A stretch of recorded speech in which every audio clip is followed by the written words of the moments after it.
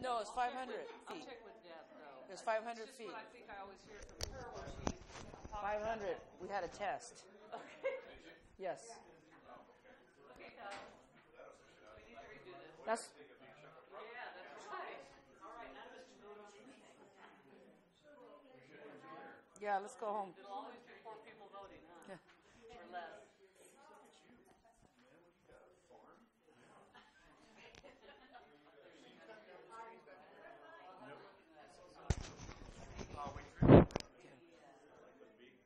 Renee? Or his staff? But I'll check with Deb. Okay, I'm not sure, maybe it's 500 for some stuff and 300 for another. I think I'll get the specific. 300. I think it was for.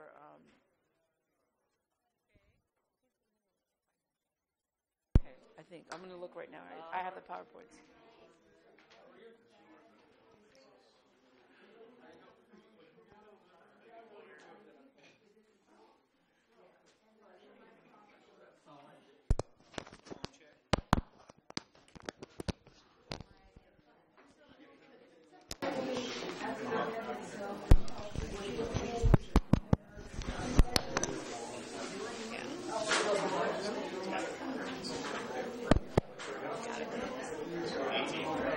No doubt.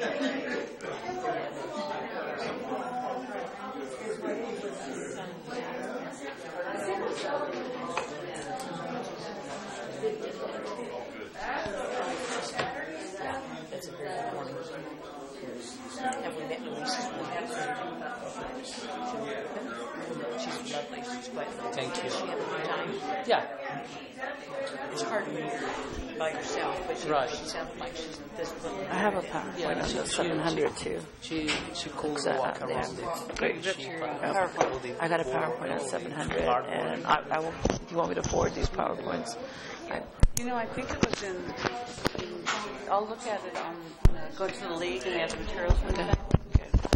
Okay, at 6 o'clock, we're going to get started. Bang, bang.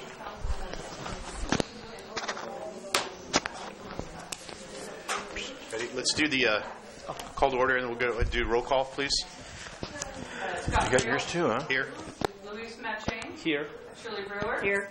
David Medeiros. Here. Yolanda Delgado. Present. Awesome. And let's go ahead and do the Pledge of Allegiance, please. Ready? Begin. I pledge allegiance to the flag and the United States of America and to the republic for which it stands, one nation, under God, indivisible, with liberty and justice for all.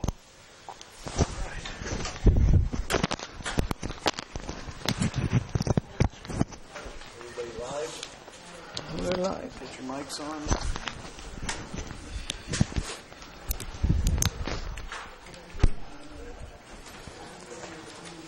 Okay.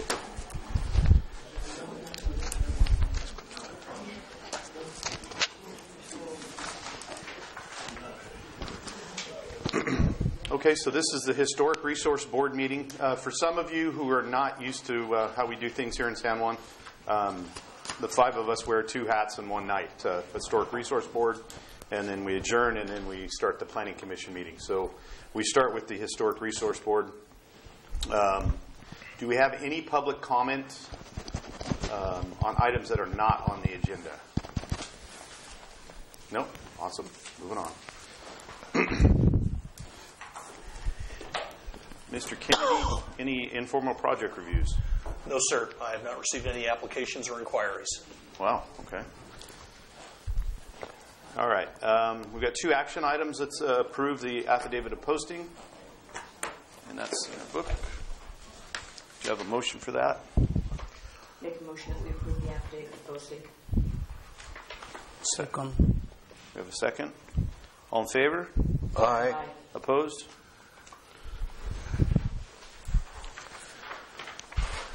Okay. Our second action item, consider placement of an Eclampus vitus monument on the City Hall grounds at 311 2nd Street. The applicant is the San Juan Bautista Historical Society. Do you have a staff report, or you want to kind of throw something out there and then Yes, sir. talk to them? Okay. Yes, sir. Mr. Chair, members of the HRB, good evening. Todd Kennedy, city staff. Let me also just make a quick correction if I didn't do so in the staff report or the agenda. The applicant is actually represented by the San Juan Bautista Sesquicentennial or 150th Anniversary Committee.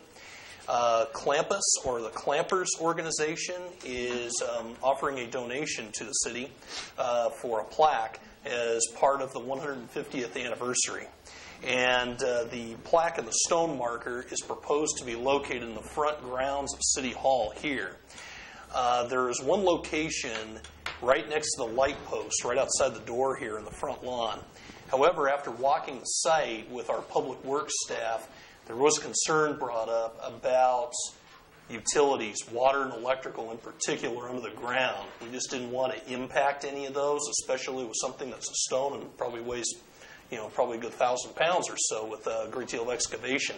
So we decided to select a few other locations and offer them to the board. And they include either next to the mini library over here, the little stand that's right outside the door here, on the other side, the right-hand side of the walkway when you go outside the door. Also out here past the City Hall sign going towards the mailbox. Another location is down over here at the flagpole right outside the old volunteer fire station location. We wanted to just throw those options out there and what would seem suitable. But the thing is, if you choose to move forward with an approval tonight, we would like to offer a staff a condition of approval that as this thing is being installed and constructed, Public Works supervision is overseeing this. So that way no impacts to utilities or like water and electrical whatsoever as this is taking place. But that concludes my presentation tonight. Myself, we can answer any questions you may have, but we do have representation from the committee and the Clampers organization here in the audience tonight if they'd like to speak and talk a little bit more about that. Okay, let's have, yep, who's up next? I have a speaker card for Georgiana Galacti. Well, let's have, she's ready. Oh, I'm sorry. We're going to give her we'll hear her. Nan Fritsch, I'm the chair of the Historic Resources and Community Design Subcommittee of the Strategic Planning Committee. I'm also the chair of the 160th celebration. We think there's a wonderful opportunity to have this plaque donated by the Clampers. One of the placements that we've been talking about more since we submitted all this would be over by the site of the volunteer fire department. And part of the reason is that ultimately, as the historic walking trail continues to be developed, we plan on ultimately having a plaque there also.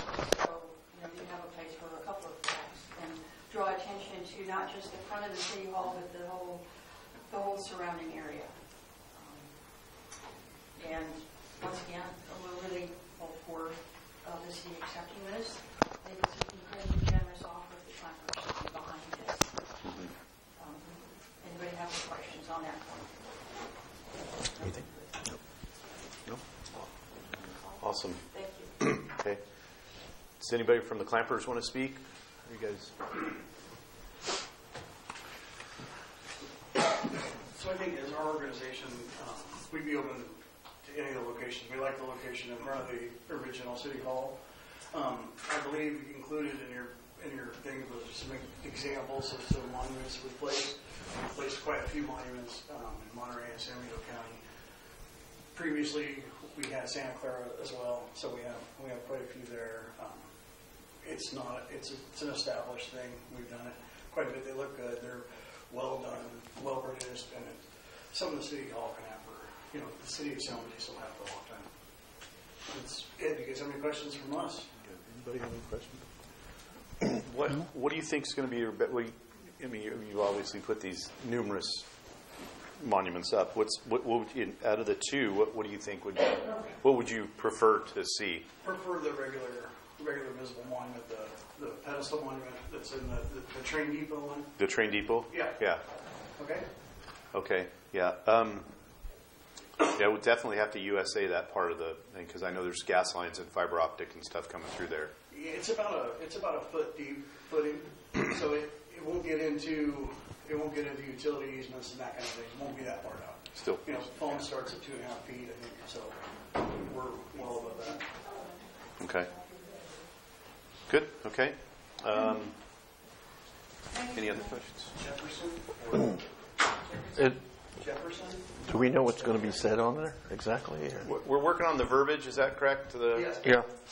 The verbiage is going to be with these young ladies, and it's going to be a collaboration. Final say is actually going to be theirs. Oh, okay. Okay. Which one is the train one? Yes. One? This one here. This right here. It'd be nice if they matched. Speaker card? Georgiana Galarza.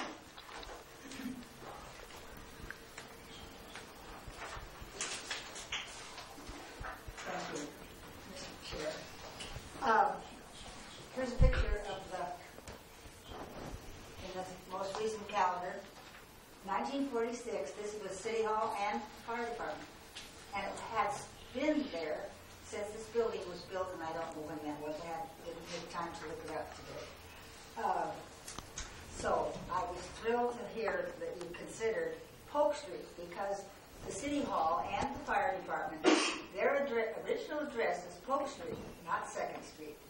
So moving it to the side would be a great idea. And it would do what we have not done. We have not sufficiently in this town honored the volunteers, Fire Department, and what it has meant to this city. I'm guessing that everyone who came through this planning commission, city council, whatever, business manager, volunteers, started somewhere back in the fire department being a volunteer and starting their life work with San Juan right there in the volunteer fire department. So the volunteer fire department began the year before San Juan was incorporated, and when it left here a couple of years ago, we did not even recognize its loss. And it was a loss to young people in this community because they had a place to start their civic duties. Almost every organization, when you go back to its roots, had a volunteer fire department person at the base of it. So honoring that volunteer fire department that we don't have anymore would be perfectly appropriate in our 150th year. Thank you. Thank you. Thank you. Thank you.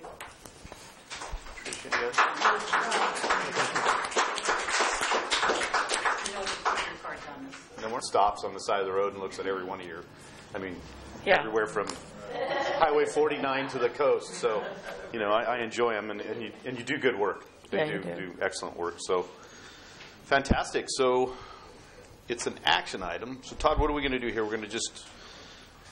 There was a resolution, but there's nothing drafted up, or So you recommend this to the planning? We'll commission, recommend it. it's the planning Okay. commission. Okay. Yeah, Okay. we're going to recommend it to ourselves. Yeah. So, sounds good. We'll recommend that. We don't have to straw poll it. Everybody's all in favor. we agree? Okay, we agree. Yep, great. Awesome. I was just going to say, it might be a little early to do this, but if I may, Mr. Chair, if I just make a statement. With that condition, I believe in your packets, I put in two conditions in there. I know it's written, in the staff report. Right. Let's see, I don't think I have a copy of my resolution with me. But to have a third condition that city public works staff shall monitor the construction or place it where public works deems necessary. Yeah, and I would love to see it USA'd also. The 811, just let's play it safe. We don't need to dig in downtown. So just to play it safe. Natural gas is no fun.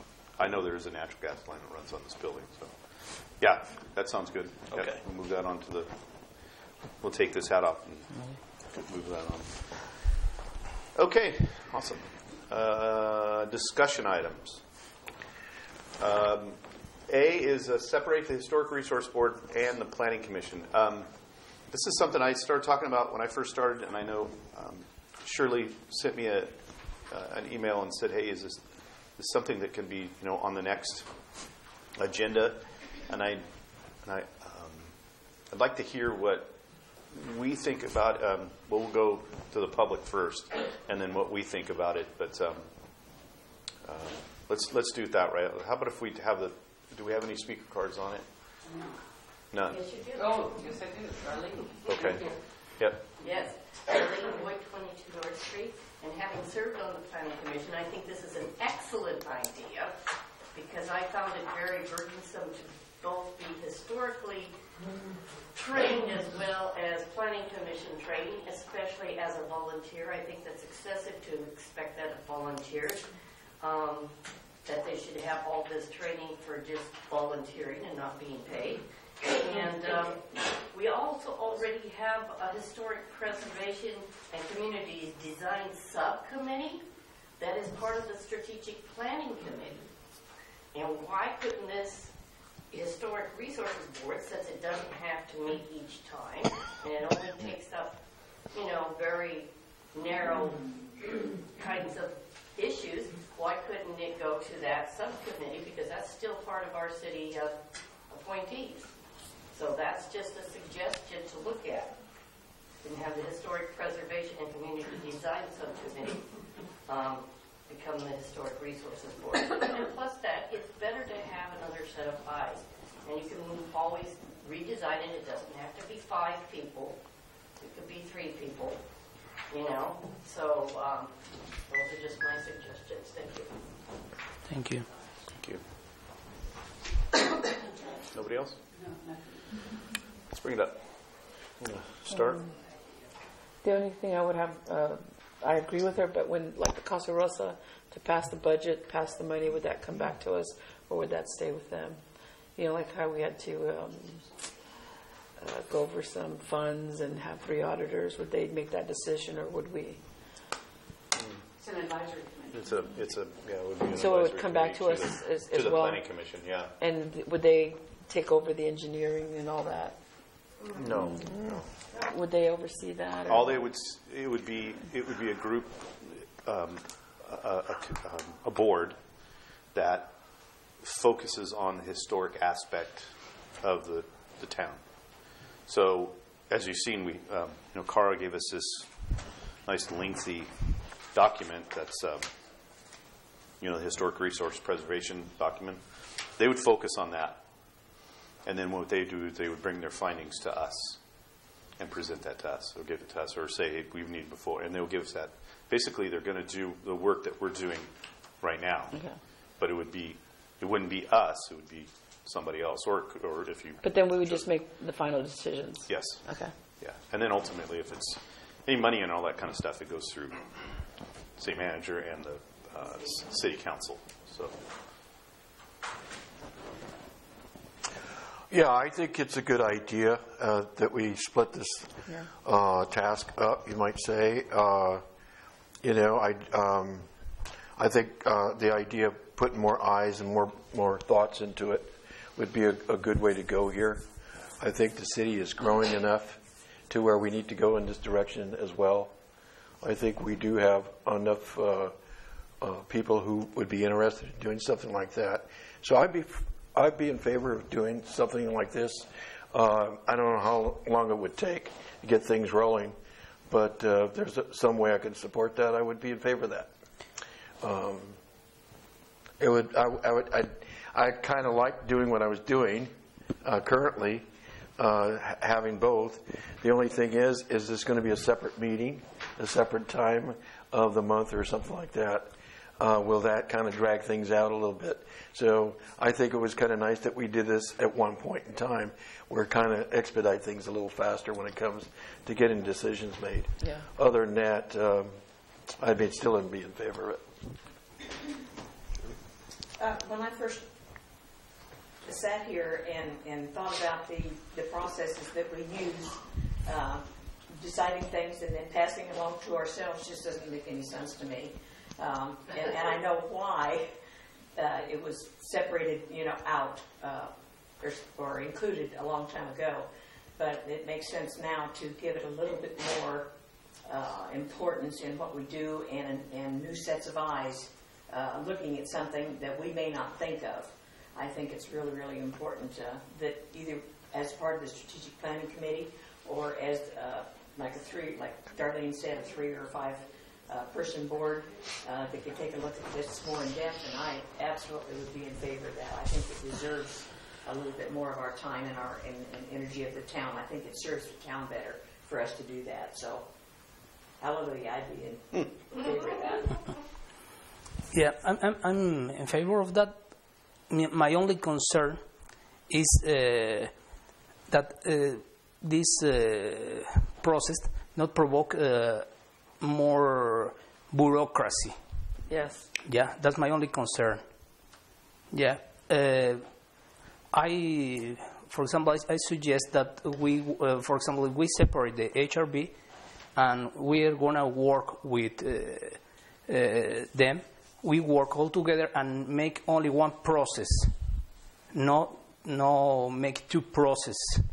That they work and wait that, for example, a decision or suggestions, and later we are going to take a decision based on which are the, or what they are going to suggest or something. I think that kind of work is going to delay for the people they are looking for some kind of permits. So I think we need to work together and take a decision together with them if we're going to work together. That's my only concern. Mm-hmm. Yeah, I'm in favor of it. Also, I agree with you about the bureaucracy. Stacking layers upon layers. I think the difference between what we're dealing with here in San Juan is that the whole town is pretty much unique as opposed to a historic district to some communities. And I'm sure some of these communities have a historic resource board specific. It doesn't have to be a blown out board. I'm sure 3 people would be fine. But I have a feeling there's a lot of folks in town that are a little more interested in the historic aspect and helping there than kind of sitting here. I mean, there's a little bit of pressure to being on the planning commission. So,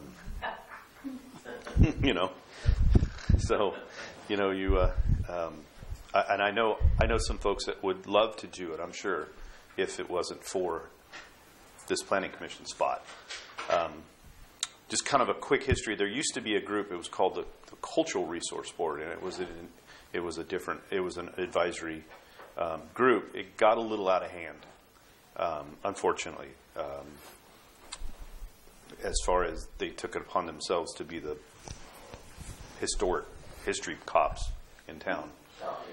And there was a few folks harassed about putting the wrong door on their building and things like that. So, I hope we never have to get into that again. I think that's why that was abolished and it was rolled into one. Make our meetings go a lot quicker. Yeah.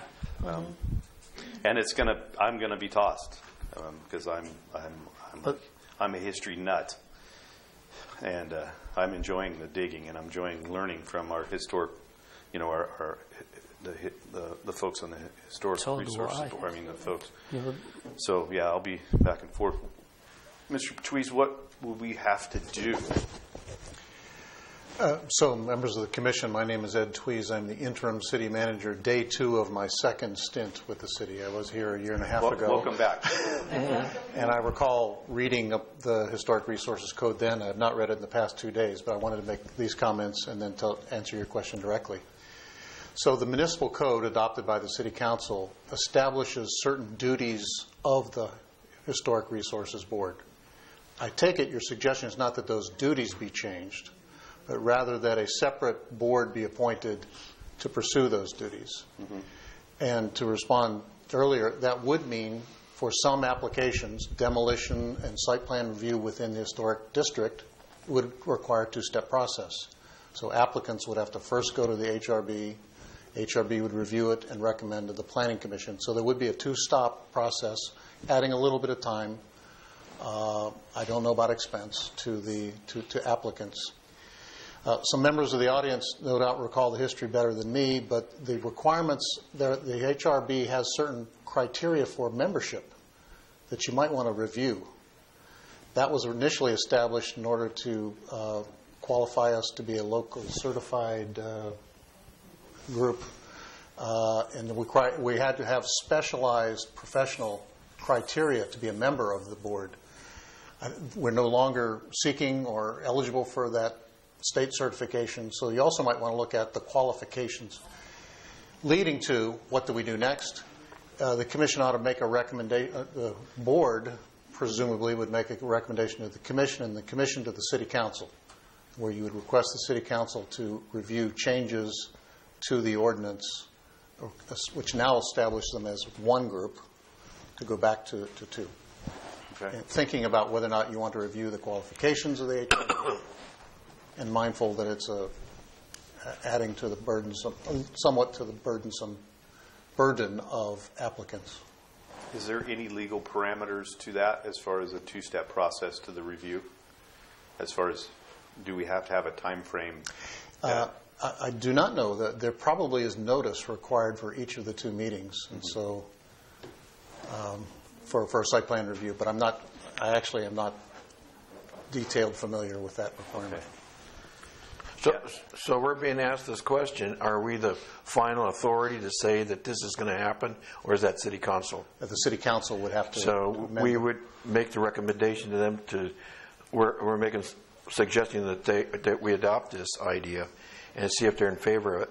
Then they drive it back to us, or they set it up for us. Well, I think they would appreciate your recommendation. Should it be separated? Secondly, do you have any comments on whether the criteria for membership on the HRB ought to be revised in any way? You have not yet discussed, and I doubt you're really interested in, do you want to change the duties and powers of the HRB? Those would remain the same. So the council, hearing your recommendation on those 2 points, do we want to integrate the two or not, separate them? And do we want to change the criteria for membership? Then the council would say that either is a good idea or it's not. They would direct the city attorney to prepare the appropriate ordinance, and off we go.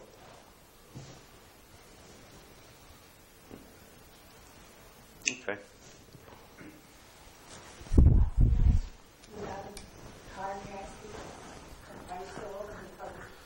Yeah, I never closed public comment, so sure.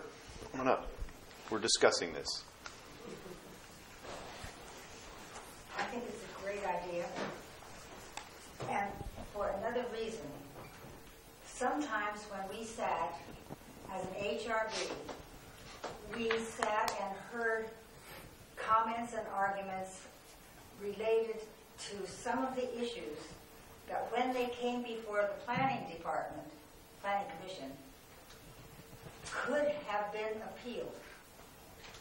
And as the HRB, we heard all of the items, but when we turned the item over to planning, planning did not hear some of those things that could have been appealed to the city council.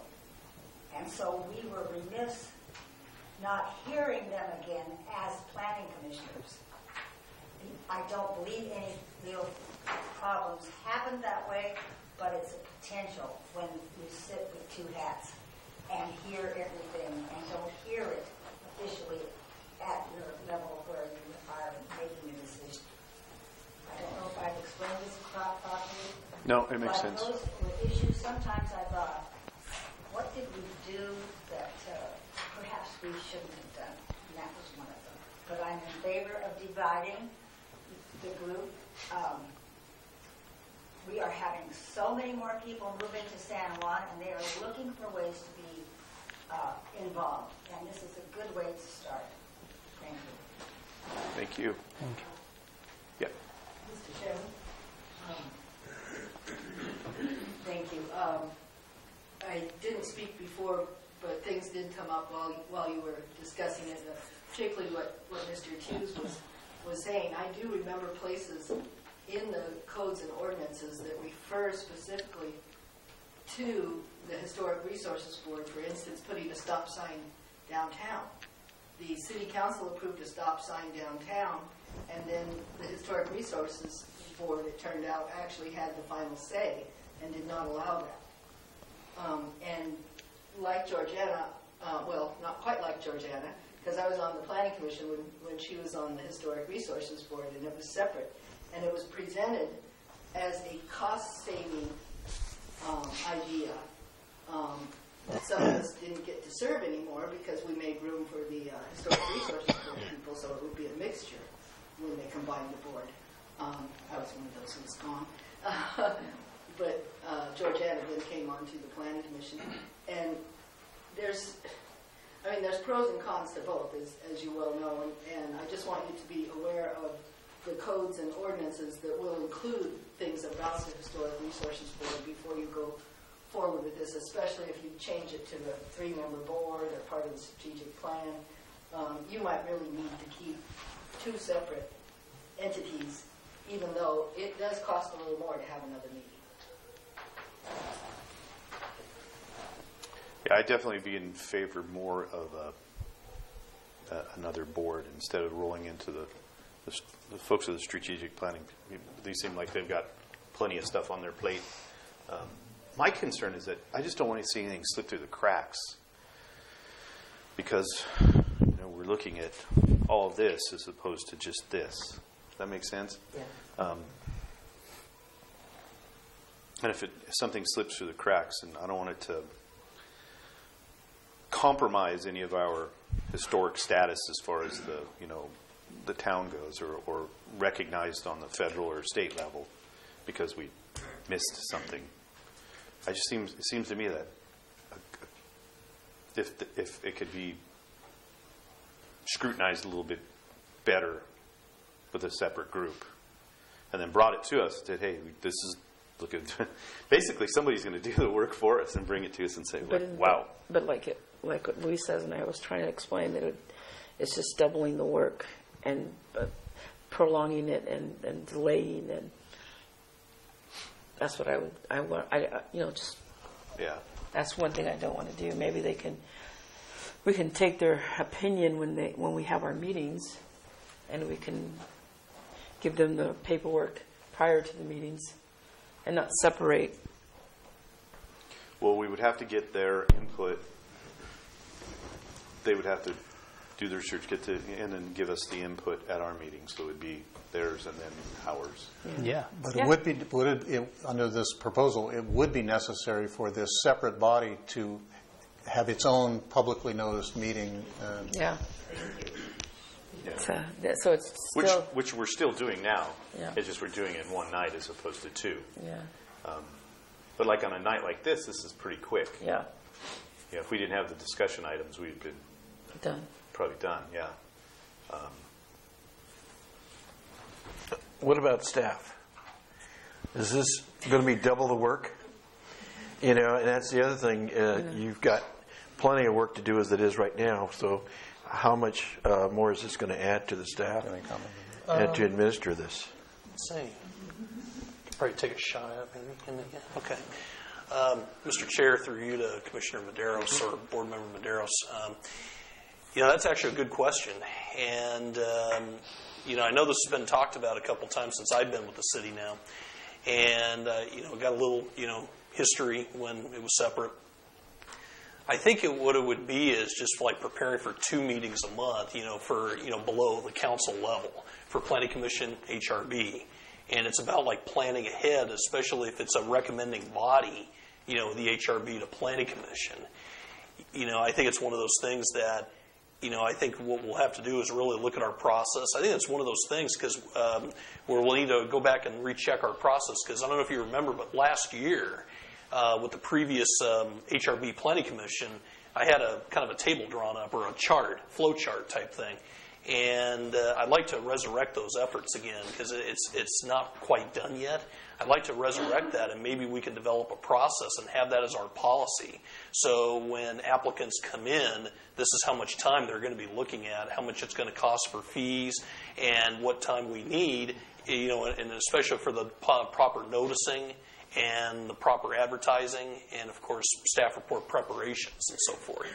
So, I think it's one of those things. I mean, it's something I'm not opposed to. I'm actually, pretty neutral on it, really. I think since I've been here, I think, I think we've kind of developed a pretty good system. This is in retrospect now.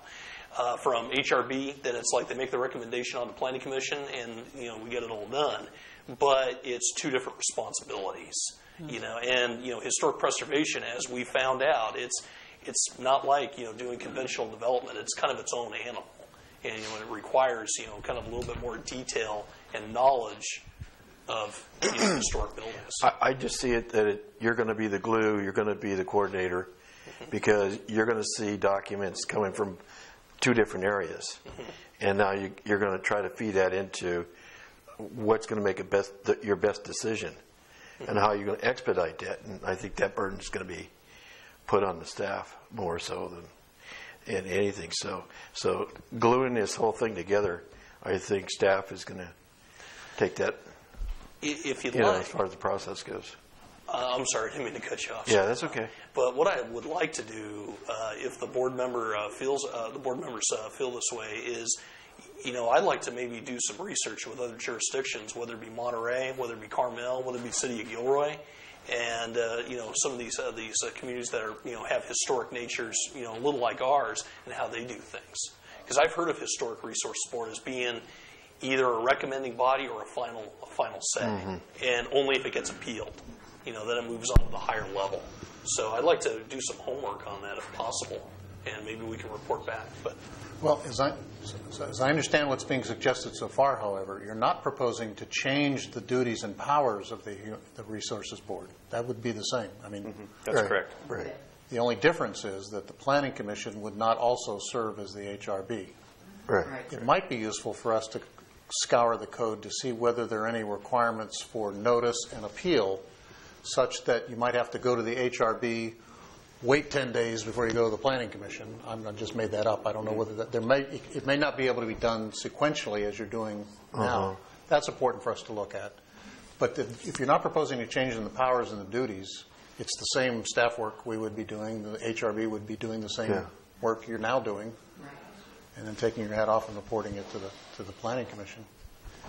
I was scrolling through the code, and just to remind you that the code now provides that the HRB shall be 5 members of the Planning Commission. Preference shall be given to residents of the city who have a unique knowledge of the cultural history of San Juan Bautista and who have a demonstrated interest and knowledge in historic preservation.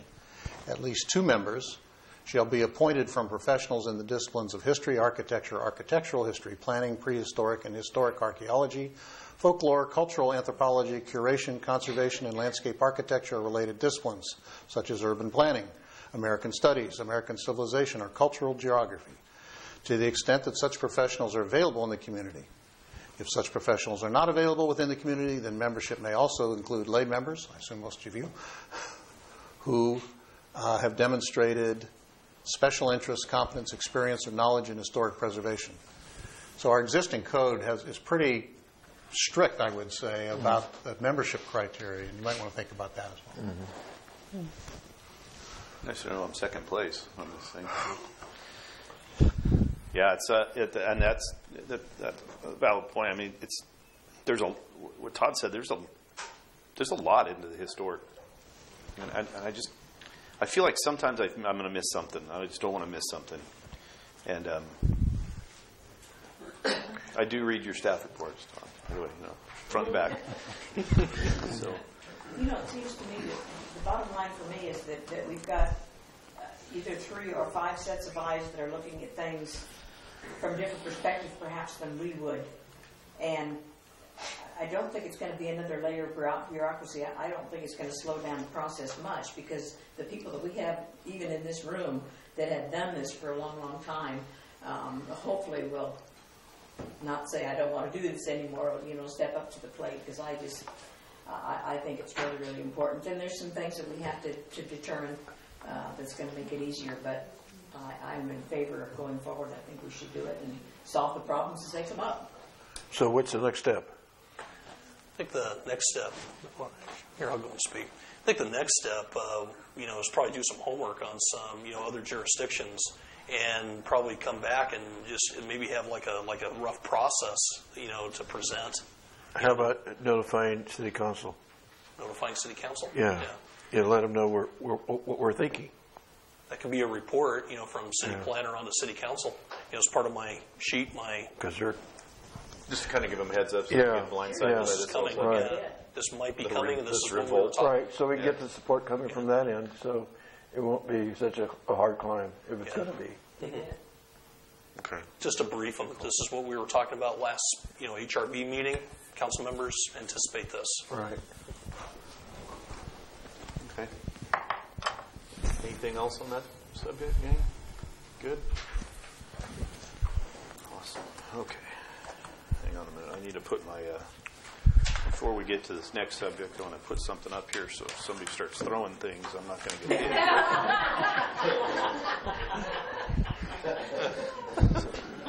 Sorry. Trying to bring some lightness. I didn't think that was going to happen, but maybe I should. Don't get next to me. All right, another discussion item, and I'm sure Mr. Kennedy will help us with this, and I can help a little bit with it too. A La Casa Rosa status report, structural alterations including possible removal of the balcony at 107 3rd Street. That's the pink building for most of you don't know. So, Mr. Kennedy? Yeah, thank you, Mr. Chair. Let me go ahead and I'll just give a quick staff report. And I think it might be joint between both of us, I think. And, like I said, like we said, it's a discussion item. This item is being prepared in response to findings gathered by city staff and the sources about the current status of the La Casa Rosa, located at 107 3rd Street. I just want to maybe just kind of reiterate this, just to go back a little history of how we are today. April 4th, 2017, a resolution was passed by the Planning Commission, 2017-08 is the resolution number, and it was part of an alteration, major historic alteration and site design review for internal and exterior work to be done on there.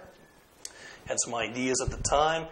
But what happened was, after that approval was done, during the intervening time, from that point, April 4th, 2017, to just before I got here, last April, there was a great deal of work done without building permits, and that included internal demolitions, including taking down the floors down to bare dirt. And we don't have any, we still to this day have no record that any permits have been pulled for this. Citations have been processed moving forward with that, and this was declared a nuisance by the City Council back at their special meeting back on February 22nd. As you know, this item was presented to you as a site design review based on a contractor's statement to move forward and recommend the council as a nuisance, and to make changes with the recommendations of a contractor's statement. I think it was Harrison Sloan was the statement that was issued, along with the structural engineer's report by Duquette Engineering. And so that recommendation moved on to City Council. They went ahead and declared the nuisance. But at this time, measures do need to be taken to make the building safe and ready for restoration. Or I should say, safe for the public, both in the public right-of-way and neighboring buildings. One of them is the existing balcony. It needs to be properly secured. But there's a couple options that were discussed.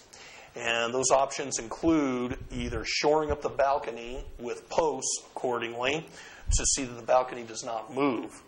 Another one is to remove the balcony temporarily until the building is ready to be restored. We have no recommendation as staff tonight. We just wanted to bounce this off and let you know what's been discussed at this time, bring it back, gather feedback, and go from there. I'd like to also introduce, we do have a contractor in the audience tonight who's been doing some work on other projects here in the city, but he did review the current status of Casa Rosa.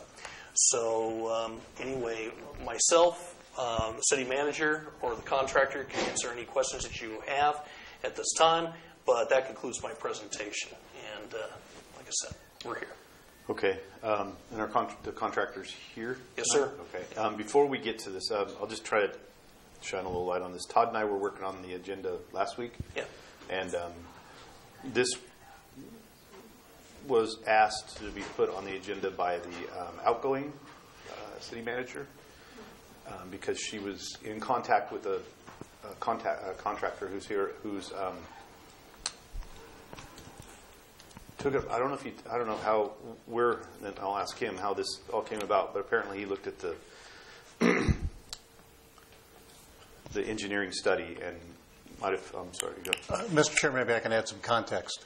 So Todd mentioned that the City Council adopted a notice of abatement in dangerous building and directed the city manager to abate that nuisance, to make the building safe, using taxpayer resources, and then lien the property such that when the property is transferred or in any way encumbered, the city would get its money back. The city manager asked a contractor with experience in this kind of work, who had previously been successful in 2 separate public bids, to review the engineer's report, inspect the building itself for constructability. Not just an academic report, but talk to a guy who might actually do the work to see what would be necessary to make it safe. So the objective of the directive was to make the building safe. It is not the objective to restore it historically. That is the responsibility of the property owner. Our job is simply to make it safe.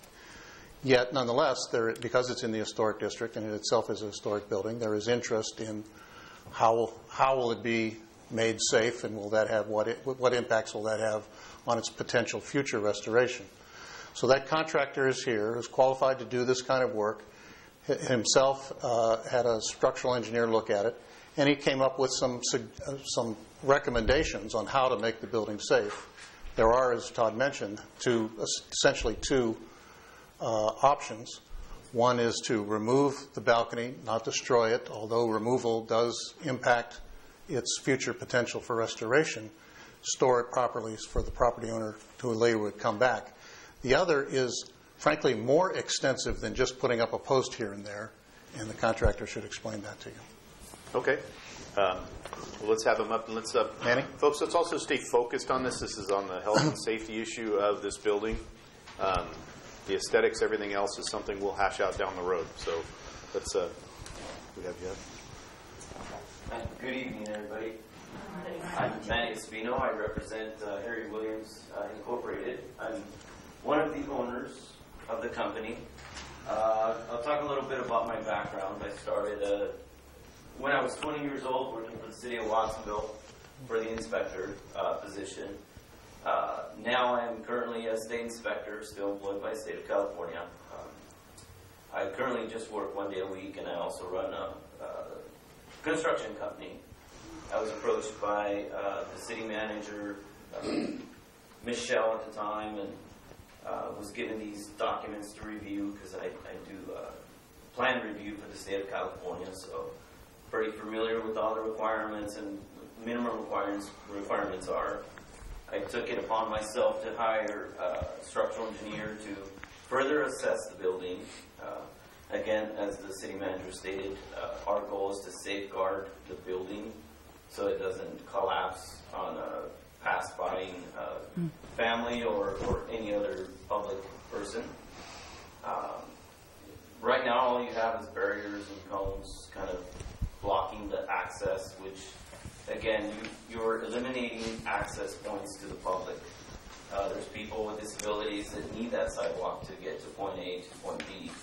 The sidewalks are very high, so that creates a tripping hazard for some people, along with the hazards of the porch possibly coming down. So it can be done both ways. We can redirect the actual porch covering so it doesn't collapse, or we can safely do our best to remove it carefully without destroying any historic value to it. Make sure that whatever boards break, we safely take it down and put it inside the building, and then cover it up for future owners to come in, whoever purchases the property at the time. I understand the abatement process does take a while. I can support staff with anything I can help with. I have background in code enforcement and building inspection, so I can provide some documentation if needed. Other than that, I'm here to help the city of San Juan Bautista. Okay. Manny, I wonder if with your indulgence, Mr. Chair and members of the Commission, it might be useful for you to quickly describe the type of construction that would be necessary for either of these two options we're talking about. Right. So, has anybody seen the building through the windows? The interior has been completely removed. Somebody took it upon themselves to just start removing elements that hold up the structure. In the past, this type of construction was considered balloon framing, which is just one board that goes around the perimeter outside walls. And what that does, it connects the two walls, front to back, rear to front, and then the roof line is all anchored by that balloon framing. Well, that's all been removed, along with the extensive termite damage, along with settling that happened naturally because of excavation at the rear. Just at all points of this building, it's pretty unsound, structurally unsound. For us to go in there and retrofit it would be pretty difficult to do to make it 100% safe. I think the best option for City Council to think about is just safeguarding the outside of the building so it doesn't collapse on the public, and then think about possibly installing some restraints on the inside so that you hold it down and re-anchor what the other contractor or the other property owner removed without knowledge. I think that whoever started to do that probably didn't understand the basics of construction, which is very important to do when you're doing that type of work. So again, and I know that the most important aspect of it is the historic value. So maintaining that while we make it safe is very important. Okay. So with the balcony, she just asked what would I do. It's hard. We're trying to do this on a budget. Either way, leaving the balcony in place and restructuring it is going to take some time and effort and some more review by a structural engineer, because being that I'm a contractor and a state inspector, I'm not a structural engineer. You want a structural engineer to design what you're going to assess and repair to make it safe. I think at this point, I think time is not on our side, being that it's already failing. It's getting worse. We want to make it safe. So I would just recommend that the easiest way out is to safely remove it as best we can, put it inside the building, wrap it up to maintain its historic value, to try and save what's lost, and then go from there, then further assess the interior of the building. Not sure if any of you have had time to read the letter from structural engineer here. No, so we didn't get that. What this letter does, it simplifies that huge packet. Is that from your structural engineer? Yeah. So members of the Commission, we met with Manny earlier this afternoon, and he advised us in the course of his constructability review, he retained a structural engineer. We have copies of the document and can hand it out to you now, but it wasn't in your packet. Okay. So who do we have come and look at the building prior to this? We had a properly qualified registered civil engineer review it, and that was on the basis of that report that the City Council was able to make the findings necessary to determine that it was a nuisance that needed to be abated.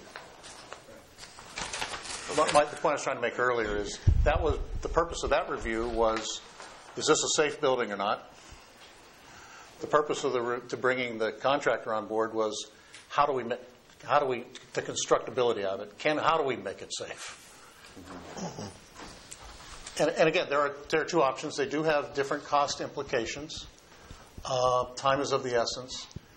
Let me put on the record something that maybe you all know. I just learned today. Others in the audience may know that a member of our community has apparently expressed a willingness to contribute toward this safety work, provided that the balcony is preserved, and so that's the more expensive of the two options. I don't know the extent of that contribution. I do know I have dealt with that individual in the past and on other kinds of projects where the contribution was accepted gratefully and helped us extend a project that we wouldn't otherwise been able to get to. So I just wanted to alert you. There are cost differences. Saving the balcony is more costly than taking it down. And we may have a potential funding source for a portion or all of those costs. I wouldn't say all. I think that's not what was offered. Well, we should be thinking safety first and not financially at this point, because if it caves and hurts somebody, then it'll be more expensive for us in the long run, I think. I think the most important thing also, this structural engineer, again, took that huge report from another structural engineer. There was just substantial amount of information on there. I know some people just read through it. I understand it really well. So does this structural engineer. And what I asked him to do is simplify it. So he took that and put it into 6 bullet points. If we go down this bullet point, not only is the balcony unsafe, he goes to talk about the exterior walls, like I was stating. Everything. The balloon framing removed, the ceiling on the 2nd story is basically floating. There's 2 structural members supporting the entire floor. So keep in mind that that's pretty dangerous. Number 3, again, goes into that, talking about that. I'm not sure what the individual that started this project was trying to achieve, but he undermined the rear foundation of the building.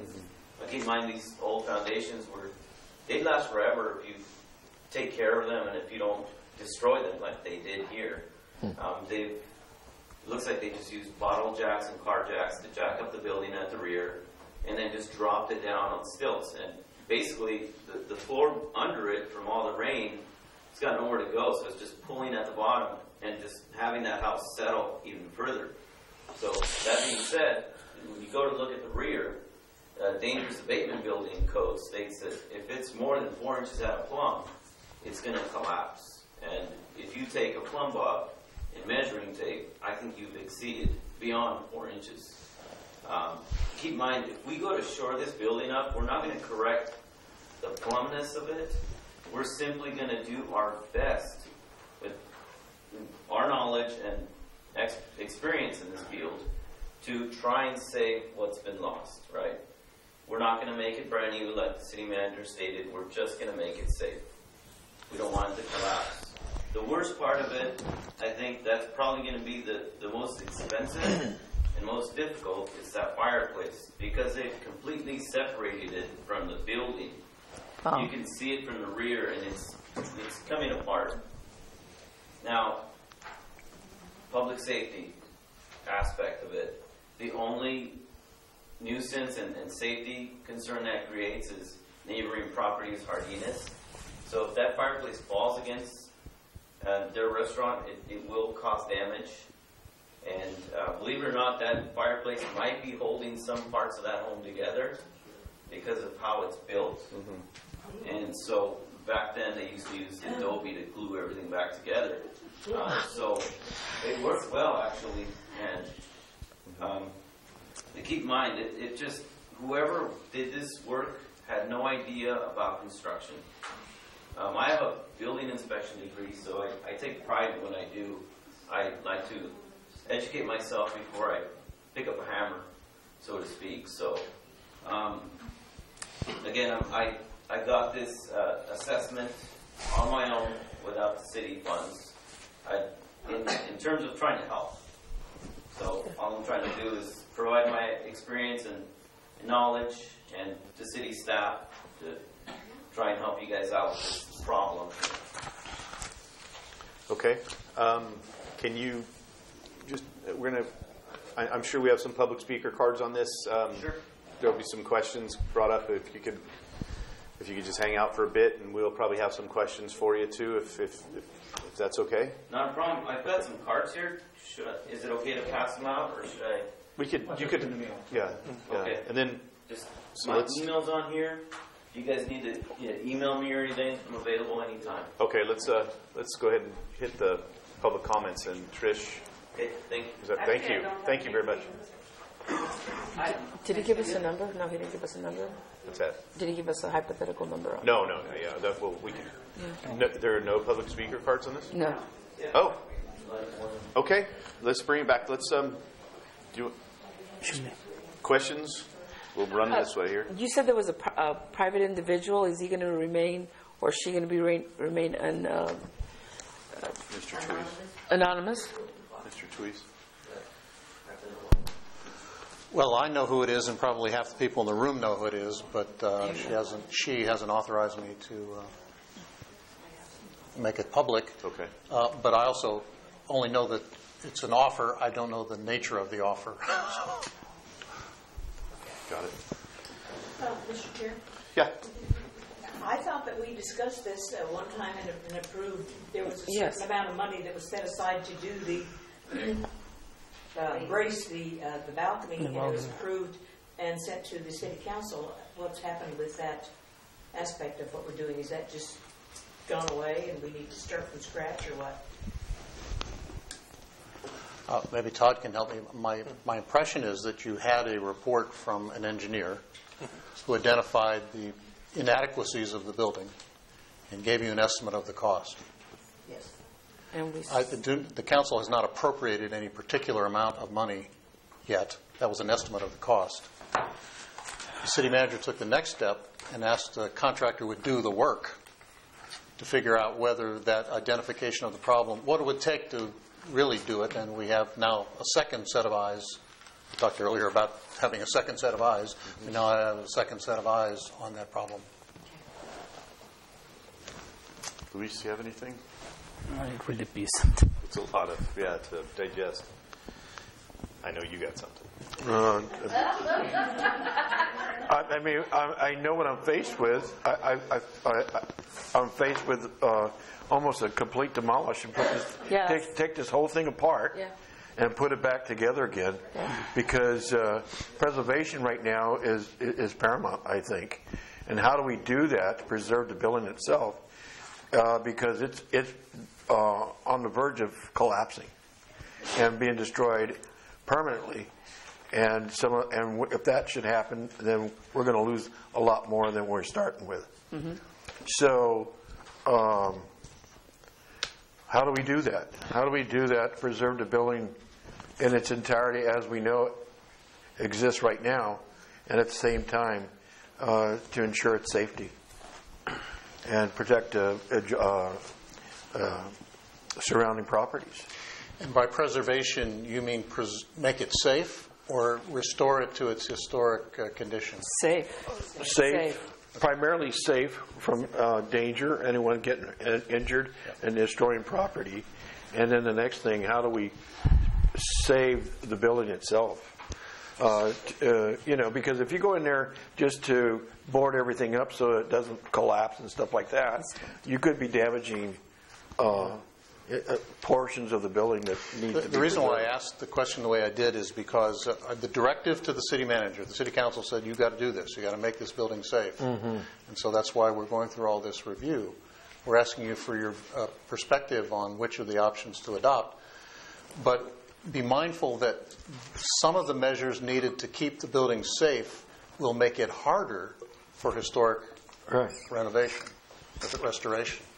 That's what I'm saying. I'm thinking that removing the building completely will accommodate everything. I think the long-term goal. It just seems that way. And the owner that did all of it, or whomever did this, Well, you know what they do in Europe, and I've been there. What they do is when they completely go in and remove something, they'll put a screen up of the image. At least you've got something to look at what it used to look like. But I mean, this is where we're heading. So, Ms. Delgado, what did the property owner was notified at various points. Mr. Kennedy mentioned that citations were processed. So they were given orders to fix it up. They declined. That left the city with the legal process of declaring a nuisance and issuing the abatement order. So this is something that's been dumped in the city of San Juan Bautista's lap. I fully agree with you. It's not a safe building. I'm familiar with Bloom Construction buildings. Coming from somebody who worked an earthquake, building collapse is very difficult to deal with, especially when people are trapped. This place has made me nervous ever since he gutted it. This gentleman gutted it. And you're correct, the whole back side of the building's gone. The floor joist is just dangling up there with nothing holding it in place, except for probably the termites. Most of us don't tint our houses because we're afraid that termites would stop holding hands.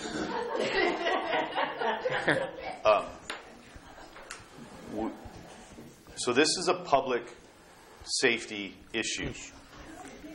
We have to take the passion out of this when it comes to life hazard, like health and safety. None of us up here, if we said, well, you know what, we'll just go ahead and put a Band-Aid on it and hope for the best, are going to feel very good about going to sleep, I think, at night. I grew up going to Christmases in that building. I knew the Shockey family well. Every time I drive by there, it makes me sick to see that building in the state of derelict. But I have to put that aside. I have to think of the 60,000 fourth graders a year that we have come through town. We don't want a building collapsing on a bunch of school kids. I know I'm getting a little bit out of focus on this one, but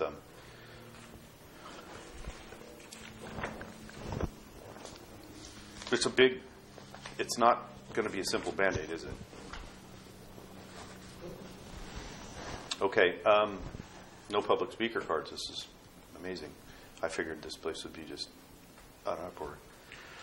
Well, Mr. Chairman and members, we did receive at least one, maybe two email pieces of correspondence, which we got those part of the record. Yes. Okay. And they wanted to keep the balcony. Yeah, intact. How's that balcony attached? Is it cantilevered from the? So that balcony, the code requires 1/3. That's the rule. So what that means is, let's say you have a raptor tail that goes out, 1 foot. It's got to come in 3 feet. That's been the standard for quite a long time. Well, it was built 150 years ago. So correct. There wasn't very many standards in the Wild Wild West. So, but you know what? But how is it affixed to the building? A lot of those old homes are stronger than today's new Of course, homes. yeah. I'd rather have one, but all it has is about 6 to 7 inches that comes in cantilevered into the building. However, whoever did the deconstruction started to remove all that band off. So the only thing holding it up is that little 1x that's considered a trim board for decoration only, right? So, and at some point, it looks like there was some kind of metal aprons that held it up. Those have been there for decades. Right. That's part of the original design. Those they look good, but unfortunately, there's not much left holding that thing up. Yeah.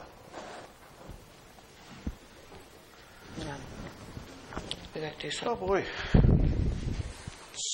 So, Mr. Tweez, we need to make this place safe. So, what's our next step? Just to remind you, so the city manager has been directed by the city council to make this safe, charge the property owner. We've identified a couple of options that have different implications for the historic character of the building, and the city manager wanted the advice of your board. So we're not asking you to make a decision. We're not asking you to make a recommendation to the city council. We're asking, what do you guys think? Mm-hmm. Yeah. I think. Wait. Hold on real quick. We're still speaking on that. Trying to save the building. I think we could ask. We have some some option to reinforce the in a structural way that building? You say? Yes, Mr. Esposa. Espino. Espino. Mr. Espinosa has identified several different options, and some more complicated than others, some more costly than others, but each of them are more extensive than I think members of the community have been led to believe. Yeah, besides, personally, I really want to try to save that building, and if we can make it safe, sell that building, I'm really in favor to try to save that building. Yeah, definitely. Yeah. Definitely. I don't know if I would get as drastic as tearing the thing down. Well, whatever is the safest way to go that we feel is the best way to go. I mean, all I'm saying is if the best thing to preserve that building to bring it back to the way it was and the way we want to see it is to completely demolish it and put it back together again, then we do that because it also makes it safe for everybody. That's what I'm saying. But if there are alternatives to that, where we can piece it together somehow and still leave it up in the state that it is, and we can do that. If there's a good plan, I'd be willing to listen to that too. But I think that's, I'm in favor of making it safe first and then preserving that building. That's it. Sure. If there's any recommendation, it should come from me. Well, Mr. Chairman, I wonder if this would help focus your discussion. I think there are options to make it safe. We want to do that which is necessary to make it safe. We're not going to use taxpayer resources to take the building down and do the guy's work for him. Our job is to make it safe. I wonder if it would focus your discussion. Does the board so desire to have the balcony preserved that you would support heroic measures and additional costs to do that, or would you take the advice of our contractor that the best, easiest, and safest approach would be to remove the balcony, store it for its eventual restoration? And shore up the rest of the building and chimney, so it's in accordance with these the bullet points. The 6 bullet points. Let's hear Jackie. Good evening, Commissioners and Mr. Tweeds and Mr. Kennedy. I'm Jackie Morris-Lopez, 46 Mission Street, and I'm just listening to the discussion, and I agree with this whole dynamics that's going on in the discussion. I just want to digress and go back to splitting up for the HRB separate from the Planning Commission, because I really wholeheartedly feel that if we had that HRB intact when this owner bought the building, I honestly think that would have been a safeguard to have prevented what happened today. I honestly think they would have been on it. It never would have went down this way. And it's because you guys have a lot to do. The way I envision it as a private citizen is that the planning commissioners deal with developments that are occurring real time.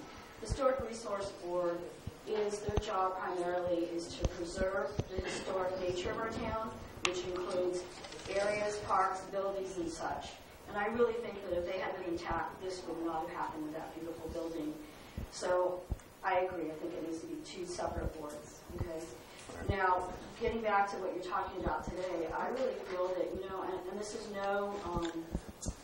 this is nothing to disregard Mr. Shockey, who ran that restaurant for many years, and his family before that. But being realistic and logical, he neglected the preservation of that building for many years.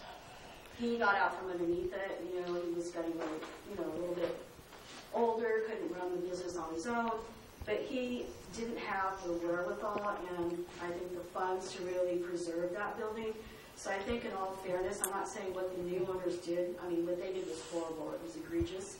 But I think we have to really be realistic and say, is this building ever going to be to the state it was 60 years ago where someone can occupy it? Because the last few years that I ate in that restaurant, it was really crumbling around you. So I think we have to be really honest about that. Maybe preservation means that we just have an outside wall and it's a placeholder on that block. We make it safe. But I think we really have to go back and see that there was a lot of wear and tear on that many years before that. It just looks horrible now because it was done, reconstructed in a matter of months. And anyone that drove past it on Main Street saw it, and we were just appalled as to why city council, planning commissioners, staff was not looking at it, and doing something about it. But that, that's in the past. We have to deal with what we have to today, which is making it safe. And preserving the balcony, is it really worth preserving? Like I said, that building was in disrepair and it was slowly crumbling for many years. So do you want to spend all that money on preserving some pieces of wood? But I think the utmost priority is making it safe. Next thing that's going to happen is a lawsuit from someone that says we can't go through the sidewalk, ADA, or the Hardinas people, suing if there's an earthquake. We've had all this rain. What if we get a quake that's like 6.0? There goes the building. So, okay. Thank you. Thank you. Our job ahead of you. Yep. Yes. Mr. Spino, a question? Yes. Something I want to throw. So what we're looking at is the building's been gutted. There's really no skeleton holding the building. Not much of a skeleton left to hold the building up. No. So you're going to have to go through and retrofit somewhat of a skeleton to hold it in place. Along with the structural engineer, they've already assessed the property itself. They have their recommendations.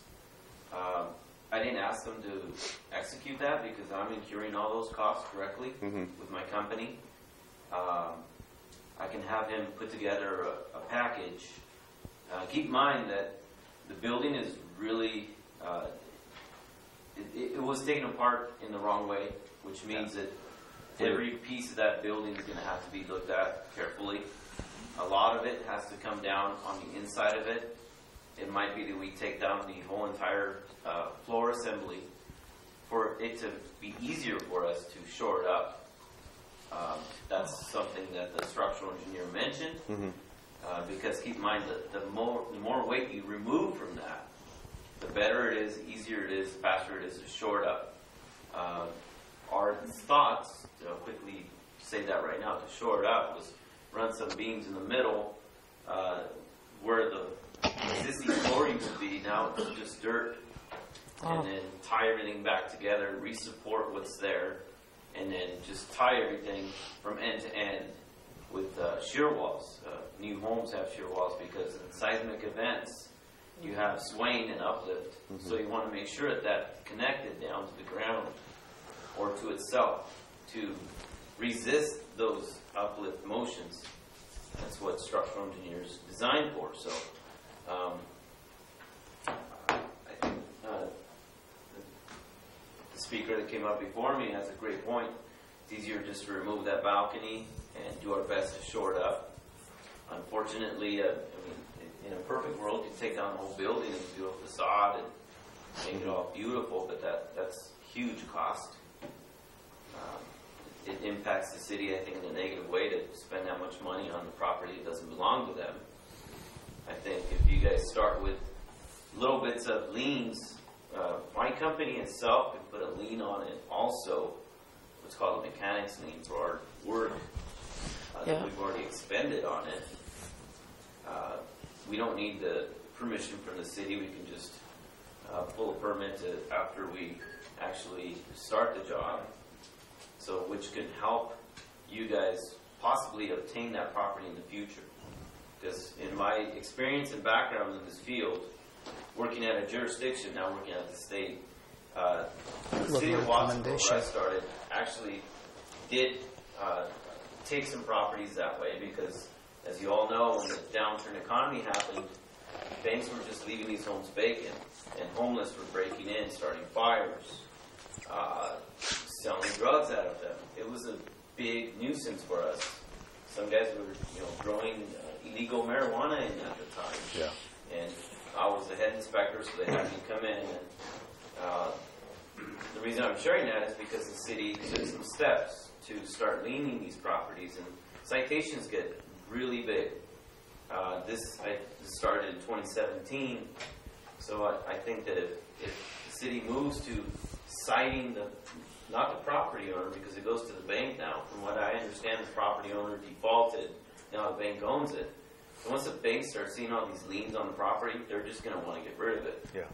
So if the city has all these liens, they might just sign it over. Okay. I'm not saying that that's going to happen, but that has happened. Let's rein it back to let's try not to lose us in the financial debacle.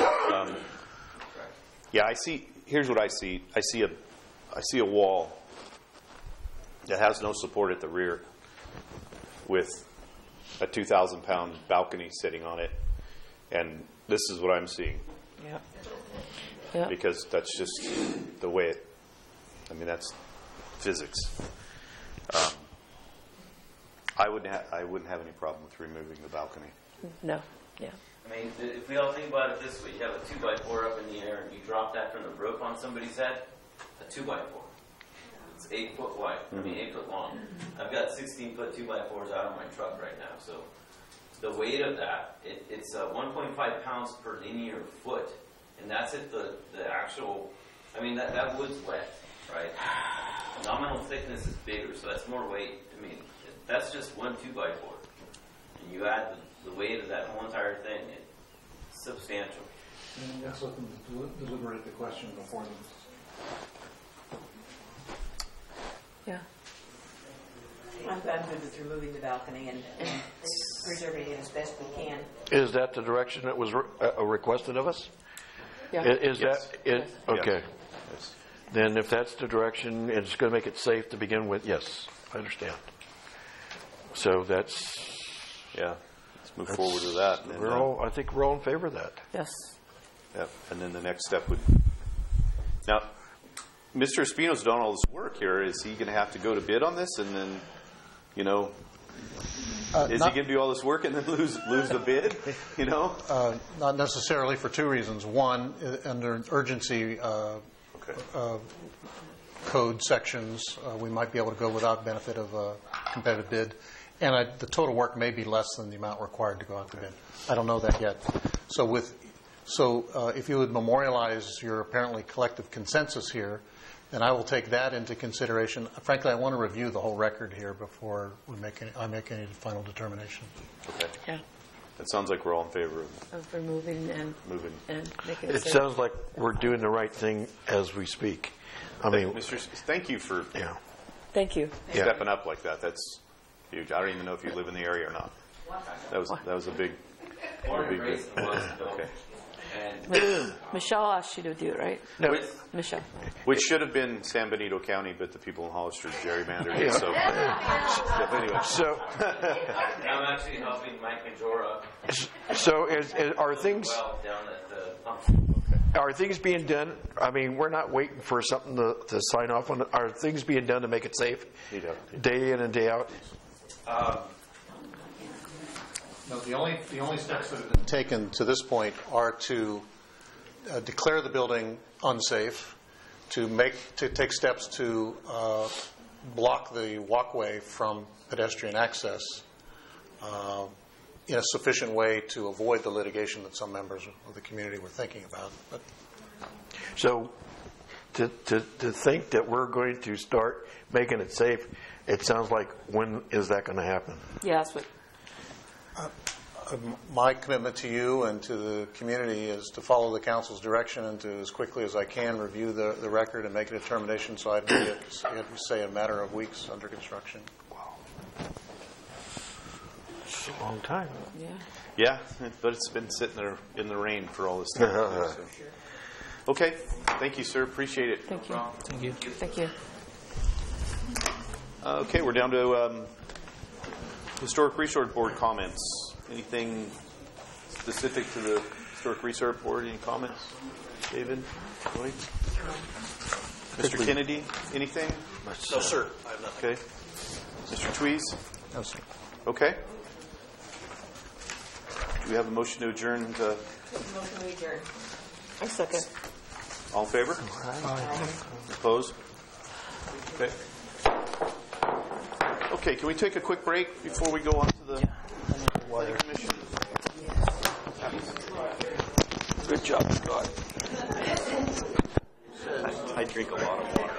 Citations were in process. In process, yes. Did we ever issue a citation? Yeah. I don't think we ever did. I don't think so, because as far as I know, that's one of the whole reason we went to the senator's office to check and see. But right now, we were recommended to go after the most severe penalty we can come up with and go after the property owner with it. But right now, I think that's still, I don't think Tim has issued that yet. So, yeah. That's my impression as well. Yeah.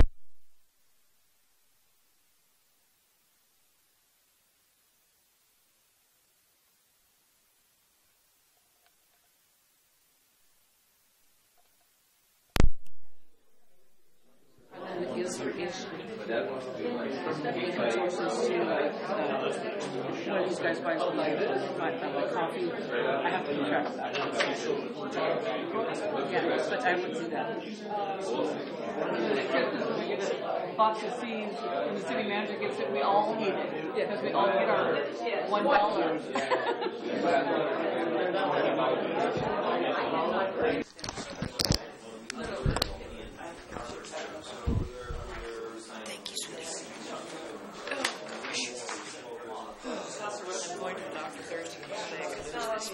Oh, yeah.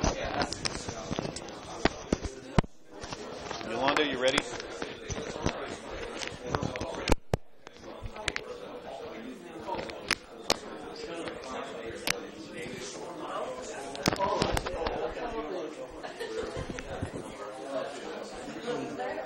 All right, let's get everybody mic'd up.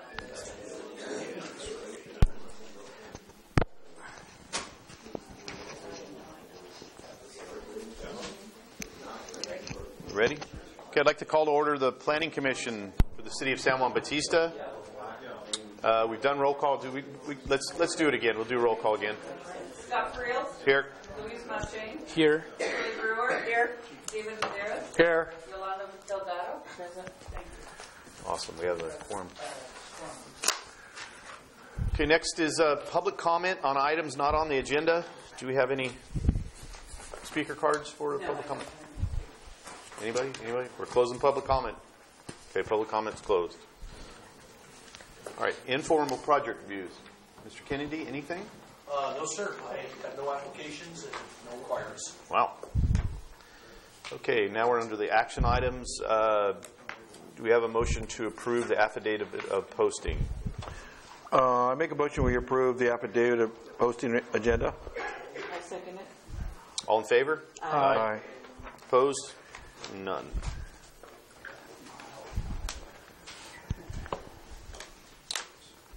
Okay, so we saw the we just saw the number B is the consider the recommendation of the Historic Resource Board for placement of a Eclampus vitus monument on City Hall grounds at 311 2nd Street. Was the suggestion was 24 Polk, correct? Right. Okay.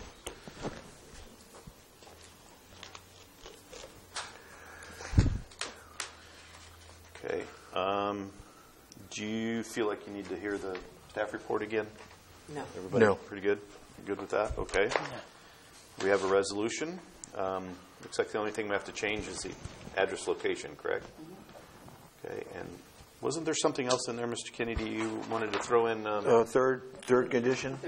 Third condition. A third condition to say, something along the lines, let's see if I can make it more specific, that during construction, that Public Works shall designate a location and monitor the site to basically eliminate any impacts towards underground utilities in that area. I'd also like to add and make sure we do our 811 on that too. Make sure we do the dig-in's bad. Cutting through fiber optic, even worse. The internet's bad. Okay, so we've got. You all good with the resolution? Do we have a motion? Motion. You want me to motion? I motion that resolution of the Planning Commission of the City of San Juan Bautista approving a site and design review for the placement of a one-stone monument with a plaque located at San Juan Bautista City Hall, but it's going to be at the volunteer fire department building on Polk Street instead. San Juan Bautista, California, and on the parcel number, which is 002-160-001. And also to include all the conditions that we so mentioned in this meeting. Okay. Do we have a second? Second. Okay. Have a second. All in favor? Aye. Aye. Opposed? Which Trish, what is that? Number 7, 2019-07. 07. All right.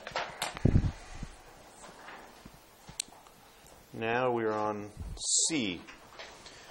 Consider proposal new signs at Valero gas station located at 63 McCullamy Street. Application is to install new signs and update logo on the existing signs. Applicant is Sao Pablo. This is a continuation from February's meeting.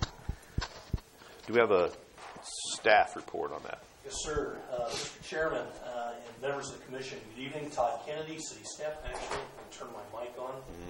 Sorry. Make sure it's all turned on. Okay, testing. Okay. Okay, Todd Kennedy, city staff. I'm here to talk about this. Ladies and gentlemen, the item before you is a proposed sign review for 63 McCullamy, the Valero gas station. This item was heard before you back at February's Planning Commission meeting. At that meeting, we talked about designs. We also talked about LED and internal illumination. We expressed that to the applicant. Those are not permitted whatsoever. And also to probably do a dress up of one of the signs at the gas station that include the prices. I want to say monument sign. I just want to be careful of my terms here. We presented those bullet points, those requirements to the applicant. They did come back to us. They would like to keep it simple. They did eliminate all LED and internal illuminations. The existing signs out there, though, including the pole sign and the monument sign at the site right there, do have external illumination, and they have lights that go from the ground up right there. That shall remain, or that is proposed to remain. The only difference is that each one of the signs will just have to be a change of copy. That's all they'll be doing. Changing the logos, changing the coloring scheme and all that. Excuse me, folks. Please show some respect. The planner's up here speaking. Please. Thank you. All right, thanks. So they would like to keep it simple. They would like to, and also from a cost effectiveness perspective, they'd like to just keep it, really to the point at this review. So we just want to help them move them along and take it back to Planning Commission with the plans that you can see in your that you have in your packet. Really, at this time, this is just a change of copy of the existing signs. Staff doesn't believe there's any issue with these at all. In fact, it kind of makes the place a little bit more modern looking with the new logos. And so staff does recommend approval of these signs. I did put in some conditions there that applicable sign codes and applicable building codes and electrical shall be complied with. And necessary permits shall be pulled before construction of any kind shall begin. And that concludes my presentation. Myself or the city manager, I'll be able to answer any questions. We do have the owner of the Valero gas station in the audience with us tonight who can also answer any questions as well. Okay, thank you. Let's do we have public comment on this gas station? No, I don't have any speaker None? cards in the side. Okay. Do you all have any questions for the owner of the gas station? Nope. It looks pretty cut and dry. Anything for Mr. Kennedy? Okay. I like the new colors too. True. Yeah. Excuse me. Did you put the conditions of the electrical and everything, the permits in here in your resolution? Yes, I did. Under the resolution, it's one of the items in your packet, or at least it should be. The conditions, I have a total of 2. And all new signage and work taking place must comply with applicable building codes. Number 2, sign permits must be issued from the city of San Juan Bautista where required before any work can take place. All right. And I did confirm those with our permit technician, Tim Parshall, and the building official as well. Okay.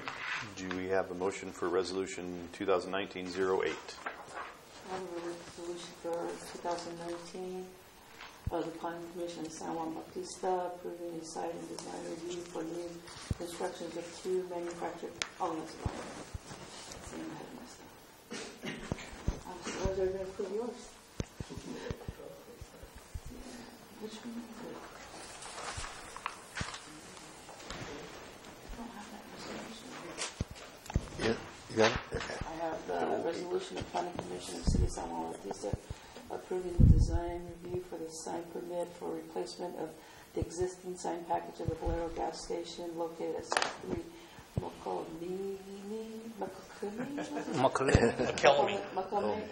Street in San Juan Bautista, AP N00-320-002. I'll second it. Okay, we have a second. We have all in favor? Aye. Aye. Opposed? None opposed. Awesome. Move on.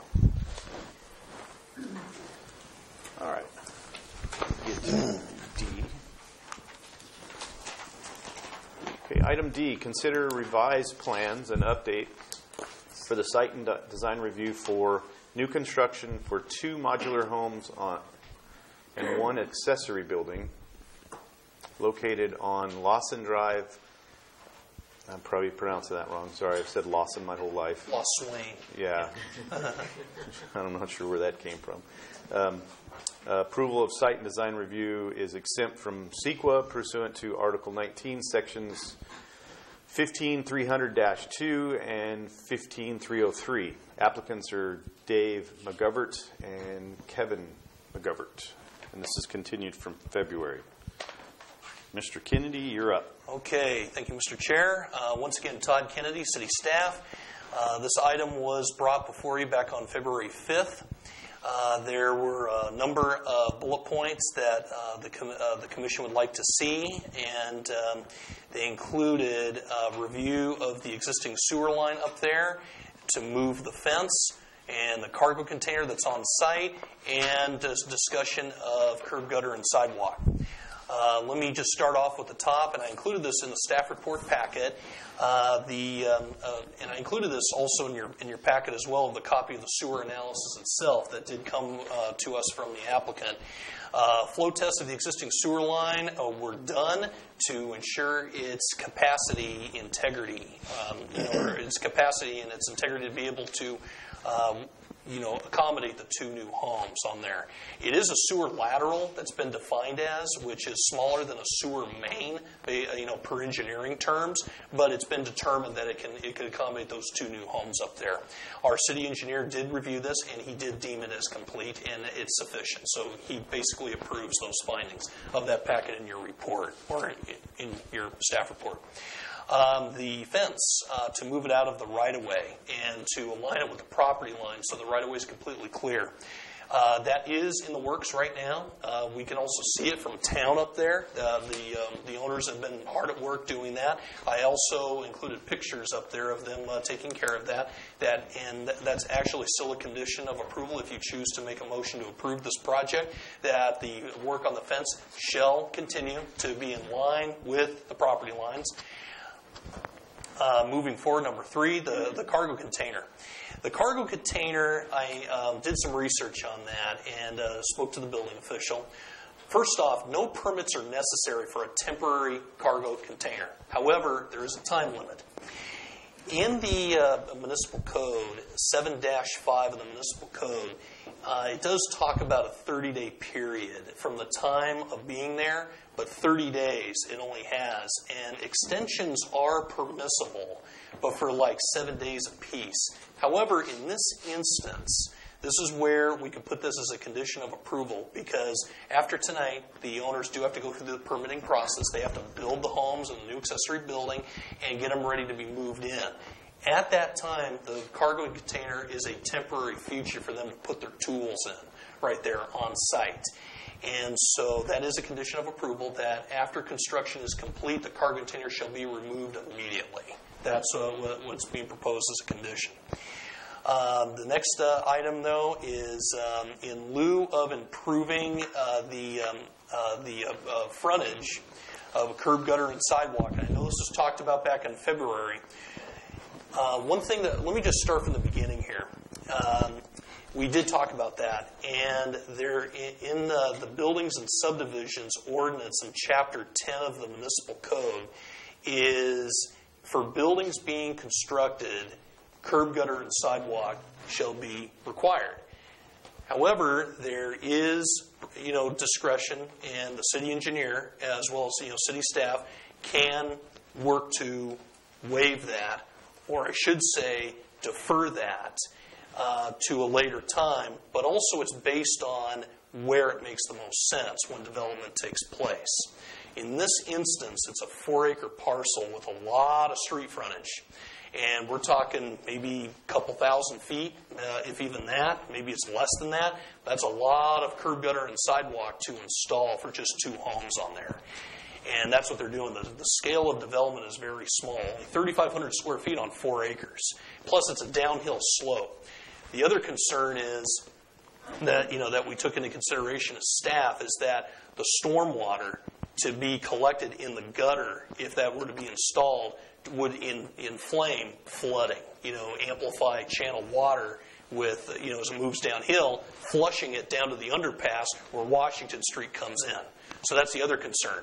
Right now the street is narrow enough, and it also has plenty of land on both sides where the water can be absorbed in there. So that's the other reason why curb, gutter, and sidewalk is really not necessary based on our staff and city engineers' review. This is not the kind of project where those substantial improvements are necessary. But we would like to offer a condition that a series of trees, mature trees, be planted to beautify the site along the street frontage, properly spaced, properly planted where they don't interfere with public utilities along there, to be put there instead. So, but of course, another condition in there that we put in there that if any future development should occur, on that site, further planning and/or environmental review shall be required. Which would include further, more substantial engineering review as well. So that pretty much. Let's see if I think I covered everything. I think additional improvements. Oh, another thing is the applicants and the property owners did make some changes to their proposed designs. At the last Planning Commission meeting on February 5th, you might have seen proposed images that look like log cabins for the both modular homes. This time around, they came back to us with modular designs that are more compatible with the design guidelines. They fit like a bungalow type home and all that. It was based on all further research that they've done as well. So they wanted to bring that back and show it to us. So anyway, we think this design looks good. We think they've done a pretty good job, made some good efforts on trying to meet the requirements set forth by the Planning Commission. Staff, that concludes my presentation, but actually let me just say this. Staff does recommend that Planning Commission move to approve this proposal with the conditions stated in the resolution. But that concludes my presentation.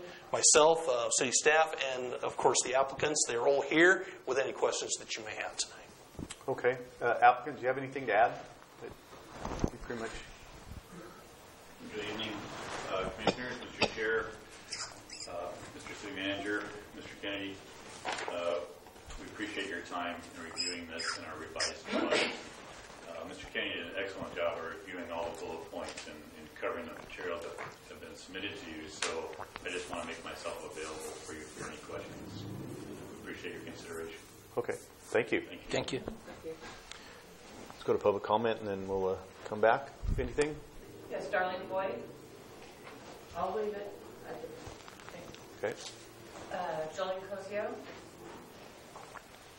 I have to write things down because I can't remember everything, so in case I can't get through it. At home, it took me 4 minutes, so I may not make it through.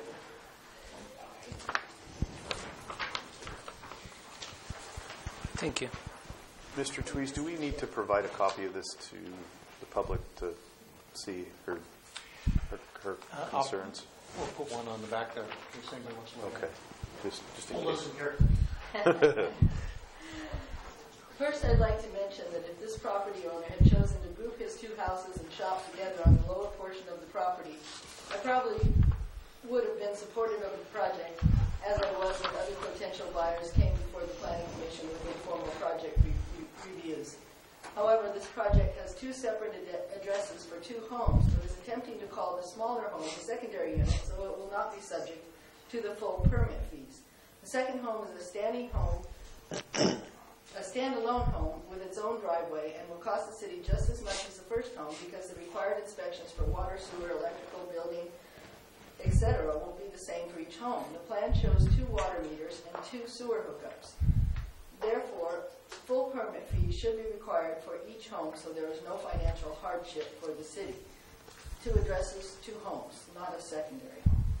The shop building is also completely separate with yet another driveway and appears in the plan to be a warehouse that might be appropriate on an industrial zone property, but not on a residential one. Most shops on residential properties resemble the home with which they are associated, and both shops and secondary units are normally close in proximity to the main home, often with a shared driveway, even on a large lot. There is apparently a misunderstanding of the meaning of mitigating the appearance of these buildings with trees. The suggestion that the applicant should be allowed to waive his obligation to improve the street with gutter, curb, and sidewalk to the front of the construction site by planting trees on his own property is ridiculous. If the City and Planning Commission decide these improvements need not be made today, a deposit should be required to be put up today that would cover the cost of these improvements when they become necessary. All of us who use Losuan Hill for walking are well aware that the road is constantly being denigrated by water flowing underneath and alongside it from the hillside and traffic, especially when large vehicles travel it. Just because the applicant chooses to mitigate the appearance of his buildings with trees should not remove the obligation that all of us have to contribute to street improvements whenever we have new construction on our properties. By the way, the hill going up from Lang Street to the top of Washington Street is just as steep as Losuan before it curves to go up to the city water tank. And I believe a green grassy hillside is far more beautiful even with a house on it than trees. In the resolution, there is no mention of the suggestion that the storage container placed on site must be removed in the specified time frame referred to earlier, 6 months from the permit being issued or when the construction is completed, whichever comes first.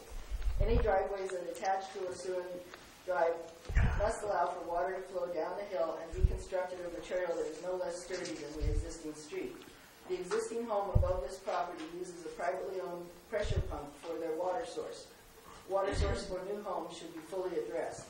The existing storm drain is at a higher elevation than the proposed home, so it does not appear to be of any use to them. It is there to help prevent large flows of water coming down the hill in the event of an overflow of the city's water supply tank. Where will the water end up from any storm drains the property owner puts in? Existing home uses a privately owned sewer lateral. The city should make it very clear to the new property owners so that they understand they will be fully responsible for any issues in this line prior to it joining the city-owned line at Polk and 7th on the other side of 156 if they are allowed to hook up to it at all. Was a camera set down this line in their examination of it, or are they just speculating that this line from about 1960 that goes under a major highway is still in good condition? Will the city be liable for any issues that could arise from the electrical power pole the property owner already erected that is now clearly on city property, not private? I do understand why the homes have trash sites. I do not understand why the homes have trash sites and hammerhead turnarounds when, to my knowledge, a trash truck has never gone up Losuan Drive, and residents have always taken their trash barrels down to the bottom of the hill. There is no mention of the existing issue on the site that the new owner added a new driveway to the property without needing proper encroachment permit for attaching the driveway to a city street. On the description of the parcel, this driveway and the storage container were both called existing. They did not exist on the parcel prior to the new owner's purchase of it. I clearly remember the day, late last year, when both the driveway and the storage container arrived. Please do not let this city be a charity for builders. The city has bills to pay too. Thank you. Sorry, I took a little while. Oh. Any more? Okay. Let's bring it back up here. Luis, you want to start? Well, to me, I think everybody has the right to build a house, and I don't have any concern or any problem to the owners build these houses. To me, it looks fine, and I like this most like a log cabins. So I'm okay. Sure. I made a site visit, and I was very pleased to see that they had a survey, so that we now know that the fence is not going to be encroaching off the property. So that I think that was a real positive thing. I have no problem with the design of the homes. I liked the other ones actually just as well, but I think these do fit better within the surrounding areas. I'm wondering if a French drain is a feasible alternative to drain water off of that hillside. I've seen those used a lot in Colorado, but I don't know if they're used a lot here. Does anybody know? That's typically a private property solution. Yeah, I think it's feasible. I guess I'm thinking in lieu of sidewalks and gutters and curbs.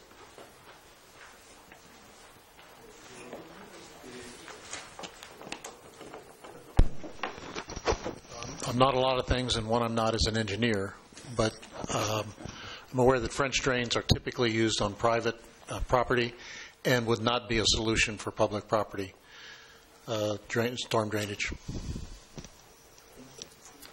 unless it was at the bottom of the hill. Yeah.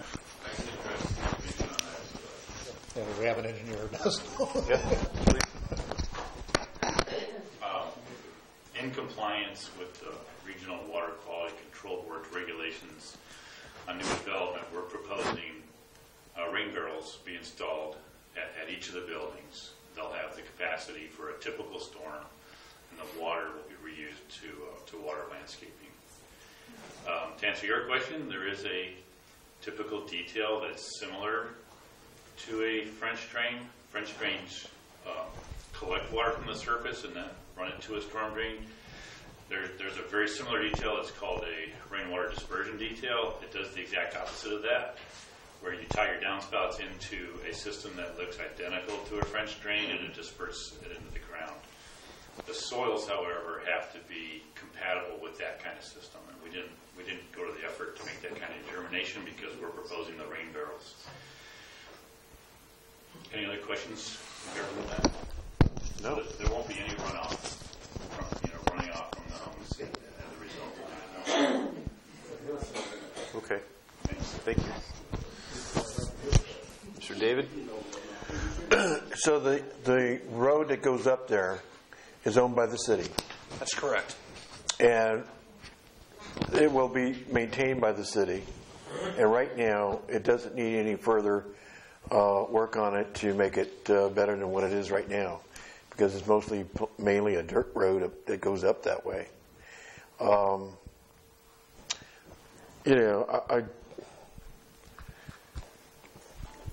It's accessible. There's going to be more traffic going up there. So I do have some concern about the road going up. As far as the design of the buildings, what have you, I don't have any problems with that. I know that the trees that are going in, eventually, it'll help support the view as far as that goes, and kind of make it work better as far as being residential versus a hillside and the hillside view and what have you. So there are homes up there already.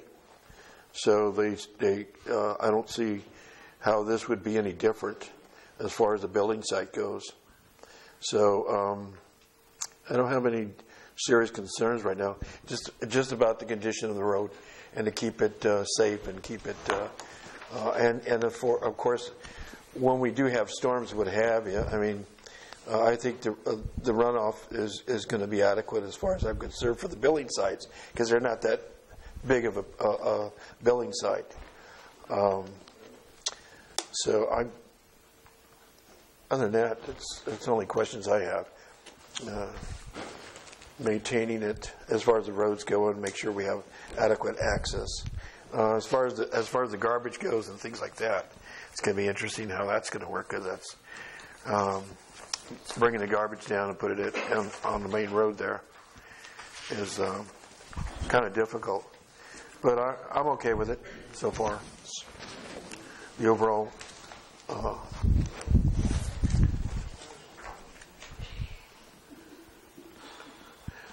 and then of course there's a shed that's going up or the No, it's not. Are they putting a shed or are they removing that shed? It's not there. no, it's not there yet, but it's proposed eventually. So there's actually going to be 3 buildings on that one property. And that is one parcel, and you have 2 building sites on it. I wonder if it should be split up. On page 50, on our Yeah. you have a shed on it. Right. Workshop. That's the proposed. Yeah. That's the proposed. Yeah. Right now he has a Sealand container.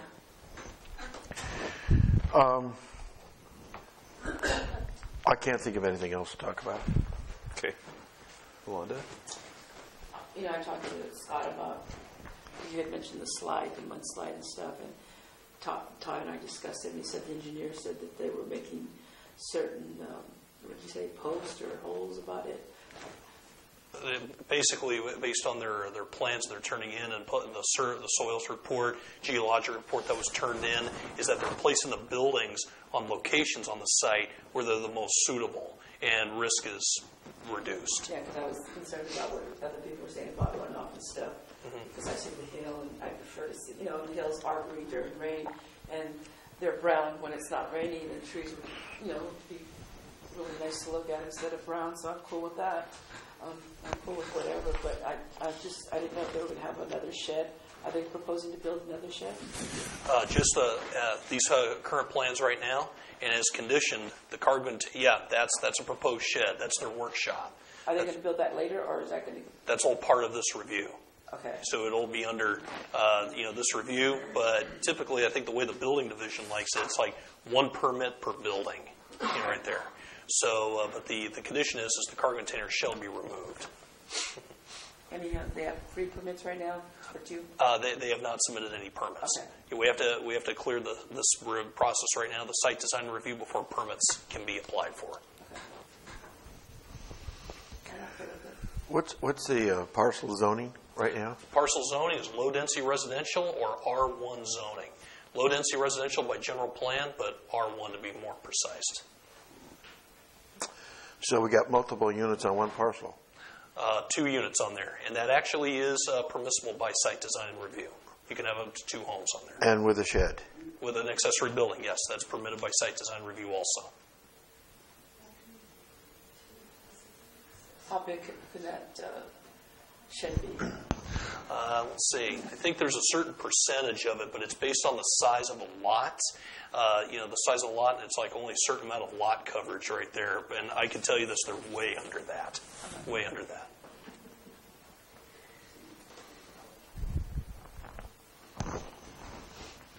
A couple questions had come with the public comment. Is that sewer main, is that a private sewer main? I believe it's a public sewer main because I think it ties into, it's in public right-of-way, and it ties into the house up at 500 Lost Swain, and it's out there in the public right-of-way, so I'm pretty sure that's public because our Public Works Department is doing work on it. Okay. Yeah. Okay, but there's tie-ins, though, that tee off onto the private properties from there. The question about permits. So these are 2 independent single-family dwellings, but they are on the same parcel. So the second can be considered a secondary dwelling, and is the permit cost less than? Yeah, I'm pretty sure. Let me just kind of start with your first question there, Chairman. Secondary dwelling, we haven't really made that distinction, like if it's considered like an actual secondary dwelling and all that. Mm-hmm. It's for one of the property owners on there, for him to have his own quarters. For the permit to cost less, with our, so I'm talking with staff, I mean, we can go back and check in to make sure that that does not get classified as a secondary dwelling unit. We haven't talked about that at staff level. That will be an actual secondary unit where it gets charged a different fee than a standard home would be. Okay, and because the concern is out there, and I'm sure it's a valid concern. The outbuilding, how big's the storage or your shop going to be? Or 20 by 30. 22 by 30. 20 by 30. So bigger than a little bit bigger than a 2-car garage. Yeah, standalone. Will it have plumbing and? No, nothing. Okay. No. Really? You don't have Electrical? You don't have garages on top, so that's kind of where you don't have any parking uncovered except for a covered parking. Okay. There's no other garage. Power. There's no. You won't have electrical to it. There'll be electrical to it for lighting, but there will be no sewer, no water. Mm-hmm. Mr. Chairman, for the record, it'd be helpful to ask people to come to the microphone. Yeah, that's true. Yeah, could you? Yeah. Please, thanks. Yeah. On the 20 by 30, it's just basically for our vehicles to be in and storage. Mm-hmm. There's not going to be no sewer, no plumbing. It's only going to be probably electrical. That's only for lighting on the exterior and for the interior. If you put since already there, it's not a shop. It's not a warehouse. It's not none of the above. It's just me and myself. It's just for our vehicles and our personal use. Nothing else. Okay. Are you? Thank you. Are you all happy with the design? I like that one better than the log. How big is the first house going to be, sir? Approximately, I believe, 1,640 square feet, and the second one on the bottom is going to be under 1,000, so it's going to be about 964, I believe. So it's a very small, basically a small 2-bedroom, very small front room, small kitchen. I like this one better. The new designs? Yeah, much nicer. Yeah. Fits. Well, they fit the. Thanks for doing the research on that. And the design guidelines. We started out with the log cabin design, but it didn't follow any of the interface because it can burn up. So we went ahead and put the proper materials on the outside of the house. So we did our best to get the homes built just like some of the homes here. And if you look at the homes, they look really similar. The secondary home looks like every other house in town. And my home, the one on top of the hill, looks just like Mr. Godden's on top. It has that A-frame type look. So on the last meeting, I believe Scott wanted to resemble those homes a little more. So then we went ahead and did that. Yeah. Well, there's still wood frame. Yes, it's still they're still identical the same. The only difference is the structure on the outside. Mm-hmm. It's fireproof and it has water sprinklers in it. And where the other one wasn't. It's not fireproof, but fire resistant. Yeah.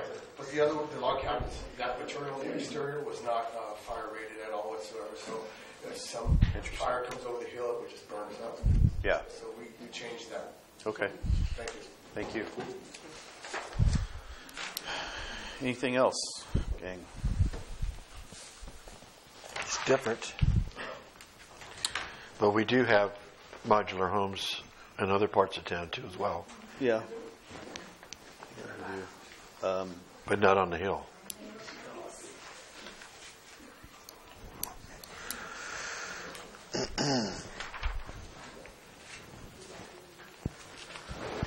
Okay. The public comment's been closed. Please. Yeah. Thank you. What's your pleasure?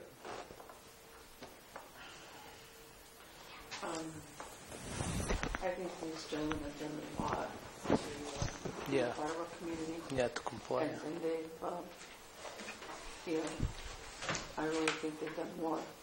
And they're willing to do as we ask from them. And the parcel, I don't know if they can put that much on there, as Dave was saying. That's one thing we need to check out before anything, but I don't have a problem with their plans. They're taking down the fence, they've done the engineering, they've done the sewer, it's public. Public Works didn't know where it was at. Yeah. They fixed it, you know. They went to the Little League, they've shown they want to be a part of this community. Mm-hmm. Thank you for that and for your service. So you have a concern about two houses on one parcel? On one parcel. I don't know the rules that you give. Did you know that? It's all like permitted by site design and review. Modular homes, obviously a main house. And, if you want to classify this as a secondary dwelling unit, that's permitted by site design and review and all that. But, the way the R1 zone reads, I think under the square footage, you can have two homes on there, by site design and review. But are you considering the second one a home? That's what I need to know. Yeah. That's what I want to know. It's never been considered as a secondary dwelling. It's never been considered that. But he's indicating it's a second dwelling, so... Let's say... That's what he's saying. Well, what's the... Yeah. Correct? Yep. You're Come on up, please. You're saying that your son is a second dwelling, correct? Yes. You have two separate addresses given by the city. So it's two dwellings. How can we That's what she was brought up. It's two dwellings. How can we have two addresses On the one same parcel. Is that... It's two. Definitely. Because we have two separate addresses.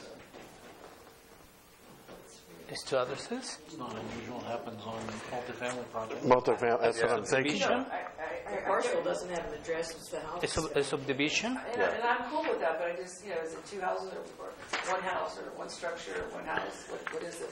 What? Here's... I just want to say something. Basically, it's one house, one residence. And granny. And what they would call, there's several things to say. A second A guest dwelling house, unit. Mother's quarters. Yeah. Basically, if it's under 1,000 square feet, it's Right. considered a mother's quarters or a guest house. In this case, it's A granny house. Right. son's All quarters. right. I did this same project 15 years ago in Hollister, California, on 7.4 acres, and we also had two addresses, and it was under 1,000 square feet, and the main house was 3,400 square feet. And it's very common.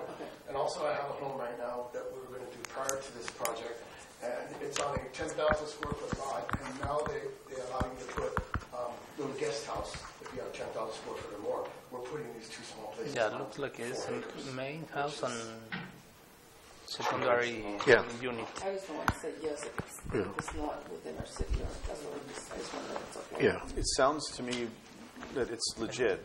Yeah. It's legitimate. Yeah. I'd say then let's do it. It's secondary dwelling. It's compatible. Yeah. It's compatible, Okay. and it's also compatible with many other parcels in San Juan. It's okay to vote yes on Because they do have separate Yes. buildings and garages. Come back on me. That's what I want to know. Oh, Okay. well, I think you're getting from Todd that it's a Yeah. legitimate... Right. No, that's true. Secondary dwelling, so we Right. can go ahead and classify it as that then. Yeah. Then it's a second. Okay, so it's called Or granny house. I don't know. whatever. But do granny houses normally have a second address? Mm. Yeah? You can classify it. Yep. Okay. I got one. But I didn't. No. Still using one though. Did you pull... I only got Did one. you pull a permit for that? I sure did. Sometimes the granny You want to is see in the it? backyard. Okay. I will Anything do the else? resolution for this. I will do the resolution of the Planning Commission of the City of San Juan Bautista approving the site and design review for the reconstruction of two manufactured homes on the accessory building on the 4 partial zone lower density residential located on, how do you say it? Los Swain Drive, San Juan Bautista, California, APN 002-540-015 with the conditions that Todd Kennedy has provided in the resolution. The ones in container. It's a container in the tree. Yeah. Containers. Let's see, with the condition that the existing car container on site may remain until the completion of the new buildings as proposed. Right. And then the trees in lieu of. Yeah, we can actually add that as an extra condition. I put that in the staff report, but we can just put that as a condition. Yeah, I think that's something that they. Well, the trees are going to have to. Yeah, the trees should be into the. Well, they put the pictures in there anyways. They're going to put additional trees. Well, we need it on the resolution. On the resolution, exactly. Right. They put it along the side for the easement, you said, for the sidewalk, and they were going to put it along the other side if you look at the pictures. Right. And then you also said that if there's any more growth, then we would ascertain there would be another stipulation of the sidewalk that we would revisit. Correct. That's yeah, what- further development. Yeah, we need that in the resolution. We need that in the resolution, which you indicated, right? Yeah, that's right. That's right. No problem. Look at, what else did you want to say? You talked too fast. Okay. Do I have? I'd like to second that. Okay, all in favor? Aye. Aye. Opposed? Okay, motion carries. You're welcome. Welcome. Next. All right, let's. We're in the discussion items. Mr. Kennedy has a little blurb for us on Harvey's lockup. Oh yes.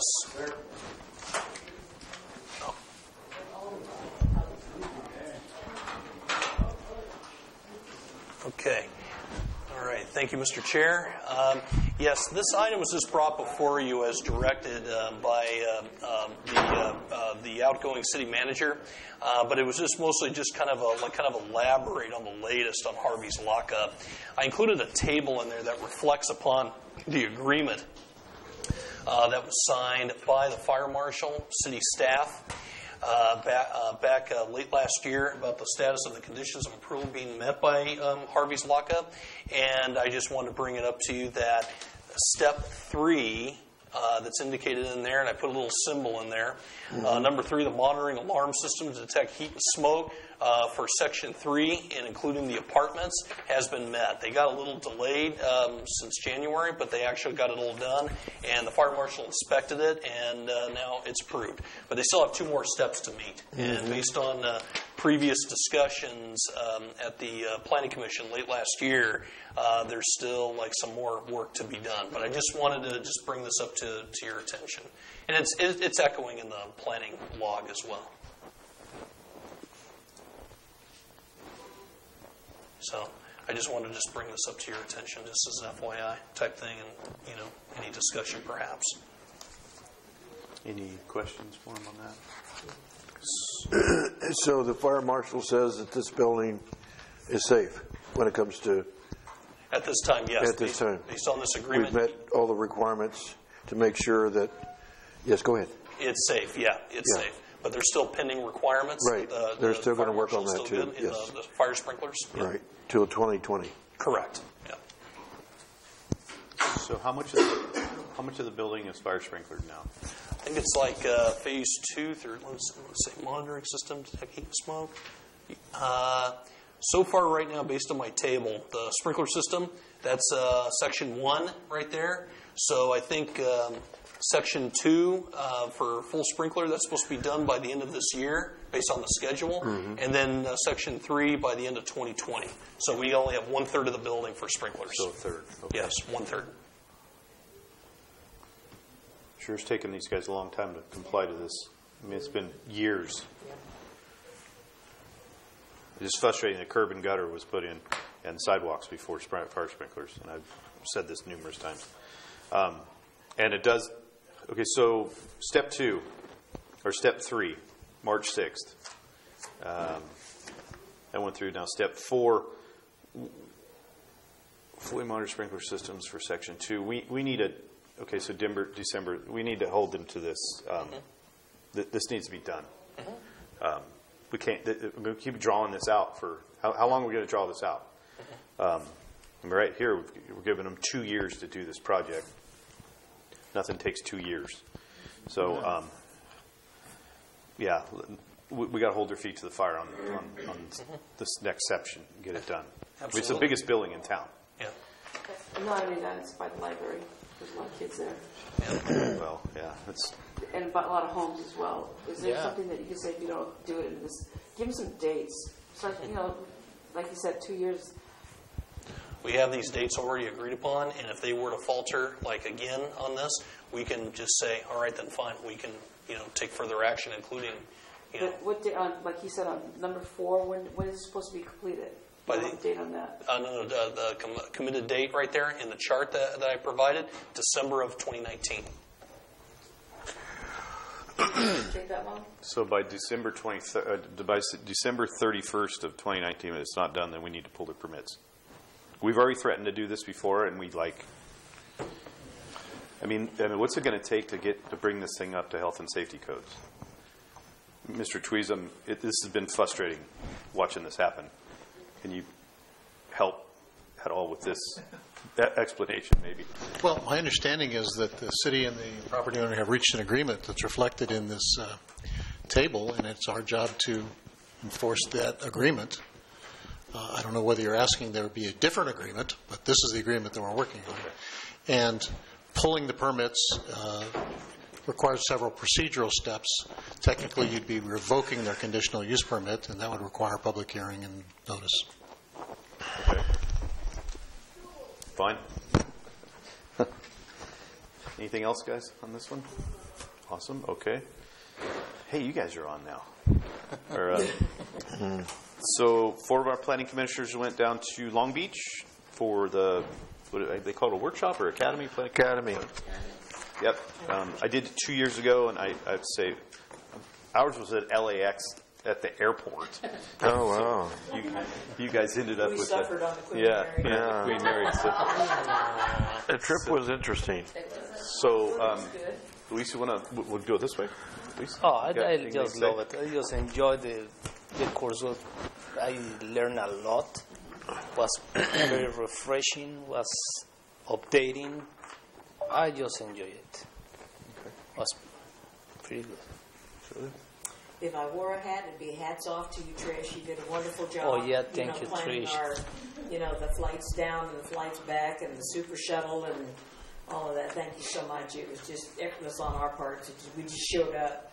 But I crossed my fingers all day. you done good. Thank you so much. You did it great. Yeah. Some of the things that I really appreciated about that I could bring back specifically to San Juan Bautista is the CEQA conference that we went to, and I'm not sure if I understood everything. It's just like I felt like I needed to know more when I got back than I did before I went. So, but it was very, very informative and interesting with the attention being paid now to putting in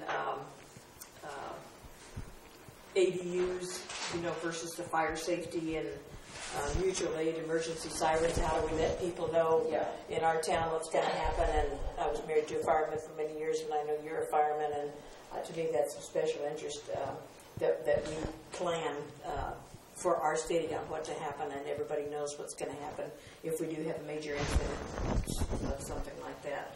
So land use and emergency preparedness was of special interest to me, and I learned an awful lot.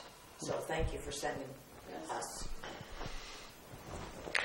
Yeah, I had it was a great trip. Thank you, Trish. I mean, it was spot on. No problems. I happened to go all alone, and didn't have it. It was no glitches anywhere. Got there in plenty of time. I think out of all of the sessions we went to, one of the things that we had the opportunity was to mingle with other planning commissioners. Right. So out of that, I would say I mingled with about 7 different cities into California. And one of the questions I asked was, what was your major problems that you were having in their city? And it's just the same as San Juan Bautista. Mm-hmm.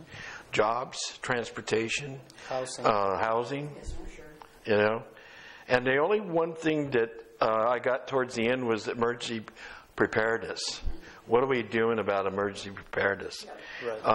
The climate changes that we're experiencing, are getting to be extreme, and have we prepared ourselves for that? Because the state of California is being hit with all these fires and what have you.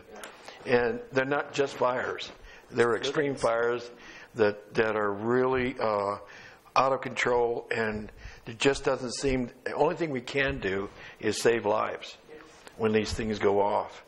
And then we worry about putting the fire out. So we live in a rural area. There's a lot of trees and debris around here that could be fuel for any fire. So that was one of the things that I picked up that was, I thought maybe we need to look at a little bit closer here. But other than that, I thought the value we got out of this was extremely wonderful. I mean, there were so many different sessions we went to, and I went to every last one of them that I could go to. And but the mingling part with the other planning commissioners, I thought that was really beneficial, and sharing our thoughts about, you know, having a vision and all this kind of stuff as for your community, what have you. But the problems they were having, you know, and transportation was another thing that came up. So it's pretty basic and informative. Yeah. And thank you. Yeah. So the mayor called me from Long Beach, and you're not allowed in Long Beach anymore, dude. And I didn't see any ghosts.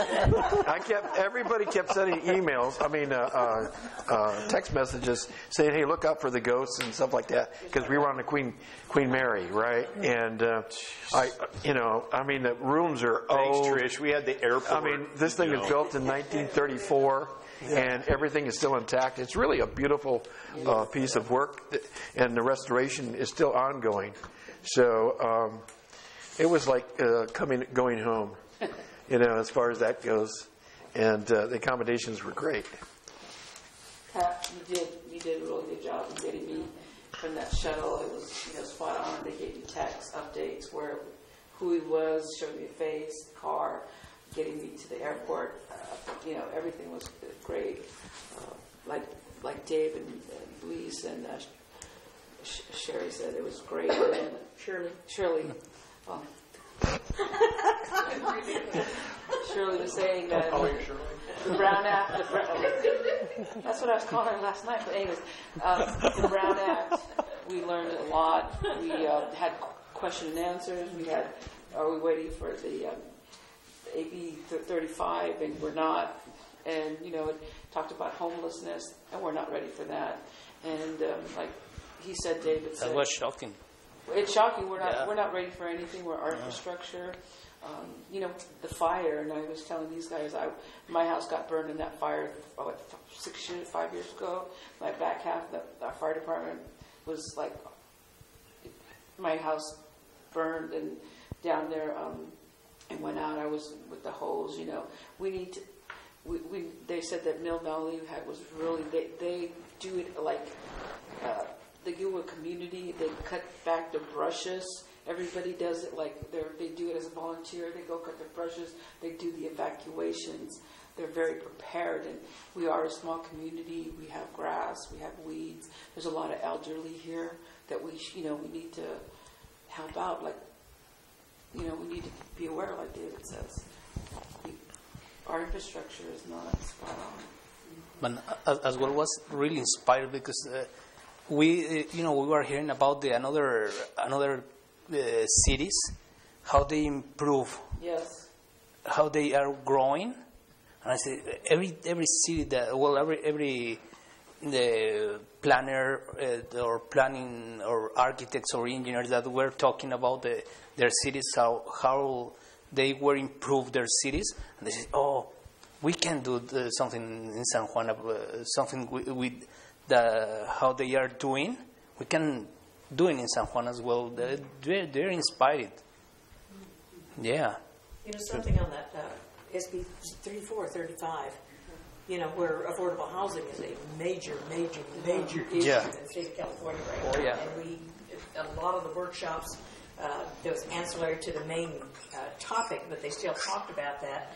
And one of the things that they're talking about is putting ADUs behind homes, right. which was add income to the owners of that. But as far as fire suppression, how are they going to be able to get there? To get there, to fight that. So we've just brought back a lot of good information. So be prepared. And like David was talking about roads, I mean, the fireman that was talking there said some of these older cities don't have wide enough roads for those big fire trucks.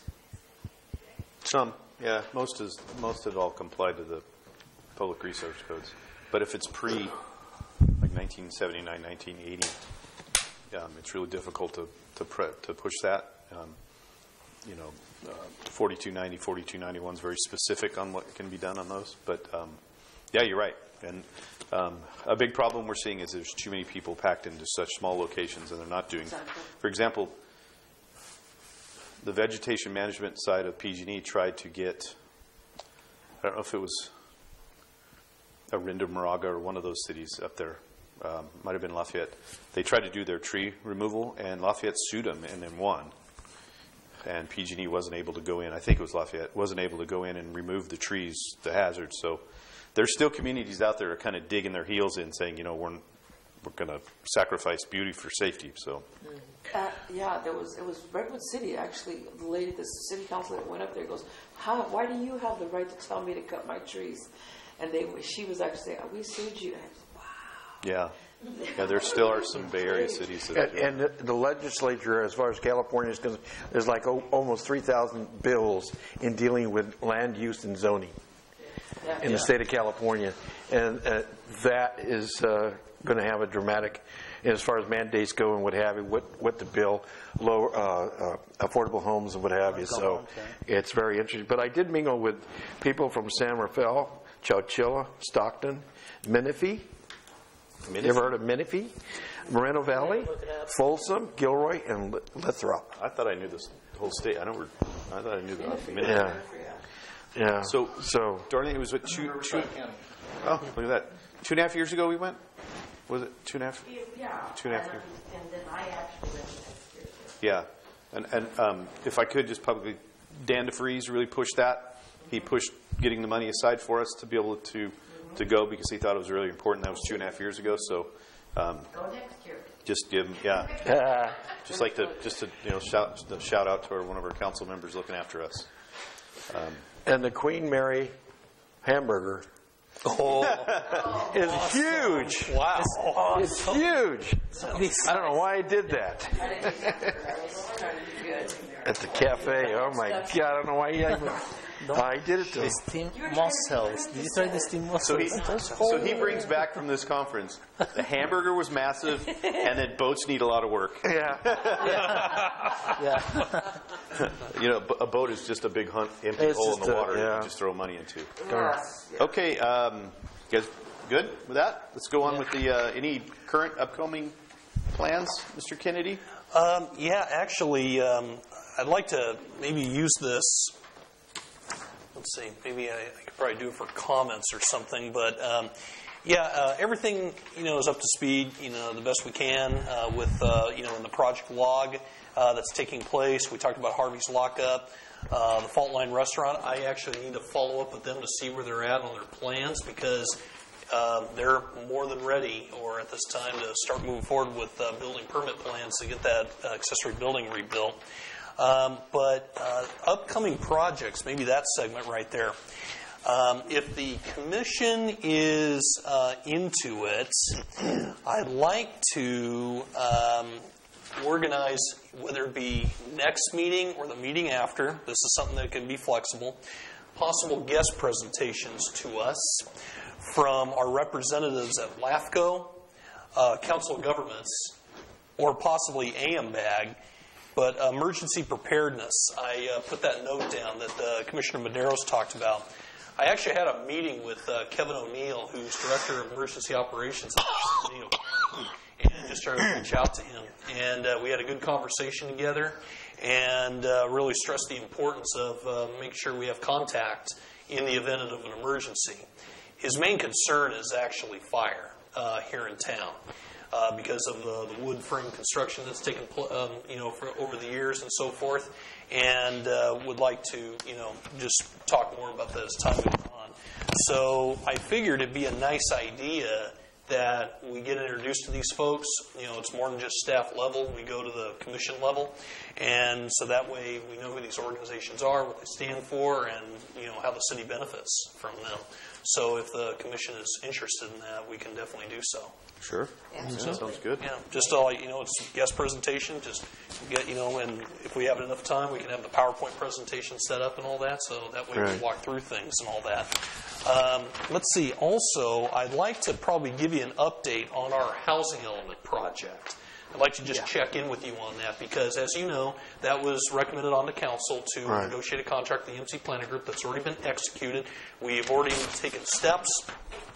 We've already had a community workshop back on February 20th at the VFW. It was really good, very informative. We had a big turnout, more than expected. And I need to follow up with the attendees with an email. Just thank them for coming. Here's some notes that we took. Here's some next steps. So we look forward to seeing you at future events. We anticipate for the fifth cycle element update to have that completed. We're going to shoot for July to have that done.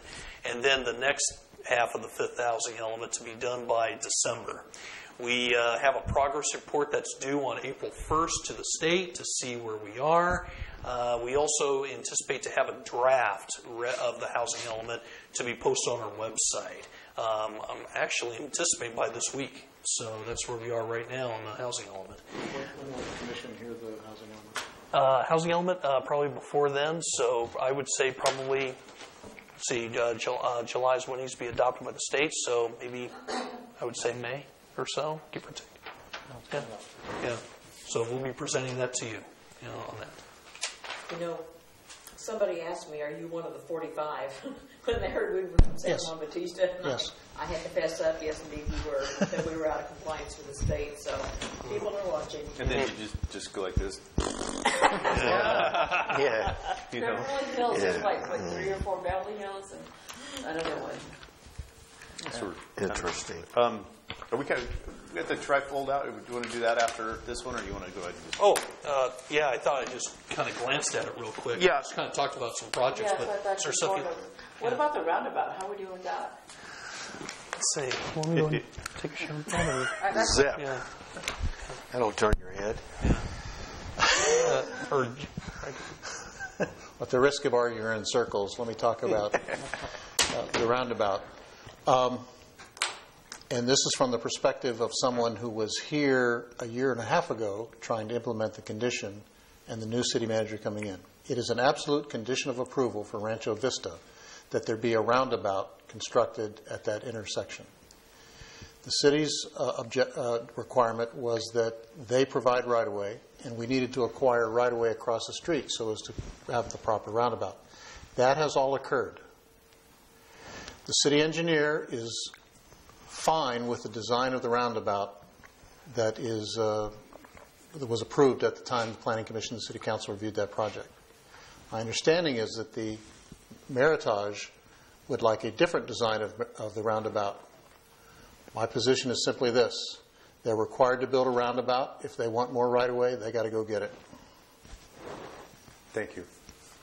Yep. I like that kind of talk. Yep, I agree. That's wonderful. Simply like that. Are you going to give a time limit, or? That we must approve all their public improvements. Right. There's been some hitch in the get along in the past year, I must admit. So we're going to try to catch up. But they have to have. We have to accept the sewer and water systems. We have to accept the streets, and they are anxious to have that resolved because that's the major entrance to their subdivision, not just for their sales office, but for their future sales. And that's 85-foot roundabout as opposed to 105. I don't know what the exact dimensions are. So we don't object to the larger roundabout. They can't get the people across the street to agree to that. Is what Well, the people across the street provided the right-of-way by dedicating it as part of a parcel map. So there was no money exchanging, fans. In agreement, in exchange for approval of their subdivision of their property, they dedicated the right-of-way to support the 80-some foot roundabout. If Meritage wants a larger roundabout, they got to go knock on those people's door and start buying additional right-of-way. or take it from their side of the street. Yeah. Yeah, that was the. Yeah. That was why I asked it. But since you knew you had to do this, and you went ahead and built all this stuff, knowing full well you were going to have to probably move. So while we're talking about it, I don't know how many. I come into town from the north on First Street, and you may have noticed there are two sets of speed tubes on the street. One near San Justo Road, and one just across along the frontage of Rancho Vista. And my guess, and I asked the city engineer, who approved those? One's in the county road, one's in the city. Typically, you'd get the city's approval before you put something across the street. And it did not happen, so we're just guessing that that's Rancho Vista trying to get data about how speeds are certain levels in order to come back and convince you to use public resources to expand the roundabout. Nuts. If they need more right away, go get it. Yeah, exactly. But we learned in that conference that it doesn't matter if it's an engineer, they do all that, pay that money. We are experts, and our opinion overrides theirs. We learned that in that conference.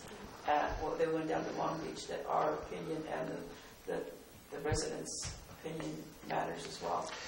I'm talking more about roundabouts than maybe you wanted to, but so to the community just to the north of us, the city of Gilroy, they had a particular traffic engineer who was enamored of roundabouts, and so there are 3 or 4 major roundabouts in town, including one being constructed by Meritage in the city of Gilroy. And the concern is one of it takes a while for folks to get used to these things, but there's plenty of advance warning, signage, and channelization so that you know you've got to slow down approaching the roundabout. That's the concern. You don't want a high-speed roundabout. You were in Long Beach. There is something in Long Beach called the traffic circle, which is a high-speed, but is very large, right near the Cal State Long Beach. At any rate, I have had no conversations with the Meritage people. I have just heard what everybody's talking about. Mm-hmm. And I've made clear to the staff that we're not going to go out and buy any more right away. I'm not going to go knocking on the Oasis door to ask them for more. Meritage has got to come up with it. Awesome. Appreciate it. Yep.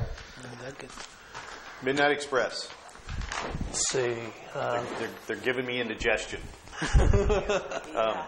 I in reading here, they want to come back with a smaller building. Mm-hmm. Yeah, that's correct. And remember, the original building was approved as a storage transfer station, period. Oh. Yes. No refrigeration. That's correct. So their new one is going to be the exact same but smaller? Exactly. There's no refrigeration proposed. I even confirmed that with the applicant. Okay. Yeah, because that was our... Is their hours of operation going to change? As far as I know, there's no indication otherwise. I'm not aware of any change. Yeah. Did you also ask them if they were going to have refrigerated trucks standing by outside in the parking lots? Because they'll do that. That was a concern about trucks lining lining up. Yeah. Yes, and so the Planning Commission reviewed this about a year ago and issued the conditional use permit, and then they did disclose that the trucks could be refrigerated. Not all of them would be, but some could be refrigerated. And so the Planning Commission established a condition that made clear that the trucks could not park on the street, could not queue on the street, could not stage on the street waiting to get in. All that had to occur on hardscape on the property. They got plenty of room. And now they're going to have more room. It's a smaller building. Yeah. Okay. When That's I was fine. at the city council meeting in the audience, they were the lady said that they will have trucks going in and out even at 2 or 3 in the morning. And there's a lot of misinformation out there. Whatever, they're going to quit at 9, and that's not changed to the best of my knowledge. Is that they can come in and out 24/7 if need be. No, it's not 24/7. I don't have it in front of me, but the conditions of approval did specify the beginning and ending hours. It would come in kind of clusters that they would. Yeah, I think she was saying typically they're out in the fields picking up product, bringing them to the transfer facility early in the morning. Mm-hmm. Okay. Anything else on that, guys? Planning Commissioner comments? Any questions, concerns? Oh, you got anything else? Oh, sorry. Actually, Wait, Todd's still. Oh, yeah. Sorry about that. I didn't know you were finished. It's okay. Let's see. First off, anything else? Or Talking about this thing, one more. Yeah. You got parking on there? Let's see. And there's nothing. Everything's blank on it. Yeah. What is that? Is that just a typo or? It was put in there as a part of a note in there when this thing was first drafted, but we can always edit that. Right now, I think in terms of parking, I mean, is there somewhere you're referring to? Well, one of the things that I don't know if you've noticed lately, but the streets are just loaded with parked cars everywhere you go, and this is like a 2-3 year phenomenon that's developed over the, what's going on? I mean, it's like our streets are narrow as it is, and it just seems like every vacant spot is being taken up by parked cars. And my question is why? Well, we've added. We've added a restaurant. We've added a couple more watering holes. I'm not talking about downtown. I'm talking about everywhere in San Juan. Oh, yeah. McCollum, it's just everywhere. 3rd Street, 2nd Street, there's just a lot of parked cars. And there's some that are just not homey. Yeah. But anyway, I'm just wondering, being that you have that word parking in there. Yeah. Let me go ahead and add some words on there, and I can, check in with our code enforcement. I mean, if it's like this in the last couple of years, what's it going to be like in the next 2 or 3 years?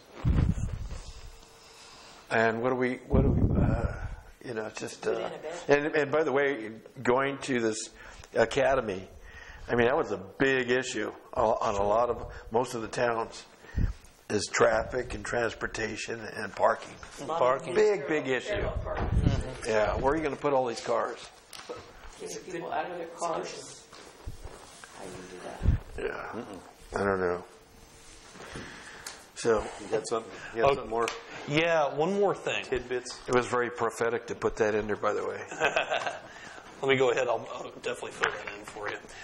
One more thing. Last night, I went to something by the California League of Cities, the Monterey Bay division meeting, the way they have it listed here. This PowerPoint right here. I didn't include this in your packets. It just came over just today, but I'd like to email it over to you. And it talked about, Scott, I think you and I talked about it before. I sent you an email a while back just saying, hey, you'd like to go to this. And I think you might have been busy and all that. But I went ahead and went and all that. But I'll fill you in on the PowerPoint and what they did. I did see the mayor and the vice mayor there. And council members and city managers and city planners from both throughout the Central Coast. And they talked about the housing bills, the SB bills that have already been passed and that are coming up, especially for affordable housing. So they covered them, talked about the governor's initiative and so forth, and where we stand on the housing element. And I was just like, yeah, we're right there. So anyway, very informative. It was a dinner meeting in Salinas, so it was just not that far of a drive home for me, So that was just a quick FYI. But I'll email this out to you, and so is an FYI for you and all that, so that way you can see what was talked about. Oh yeah. Thanks. I think we saw something about that. Mm-hmm. So that concludes what I have tonight.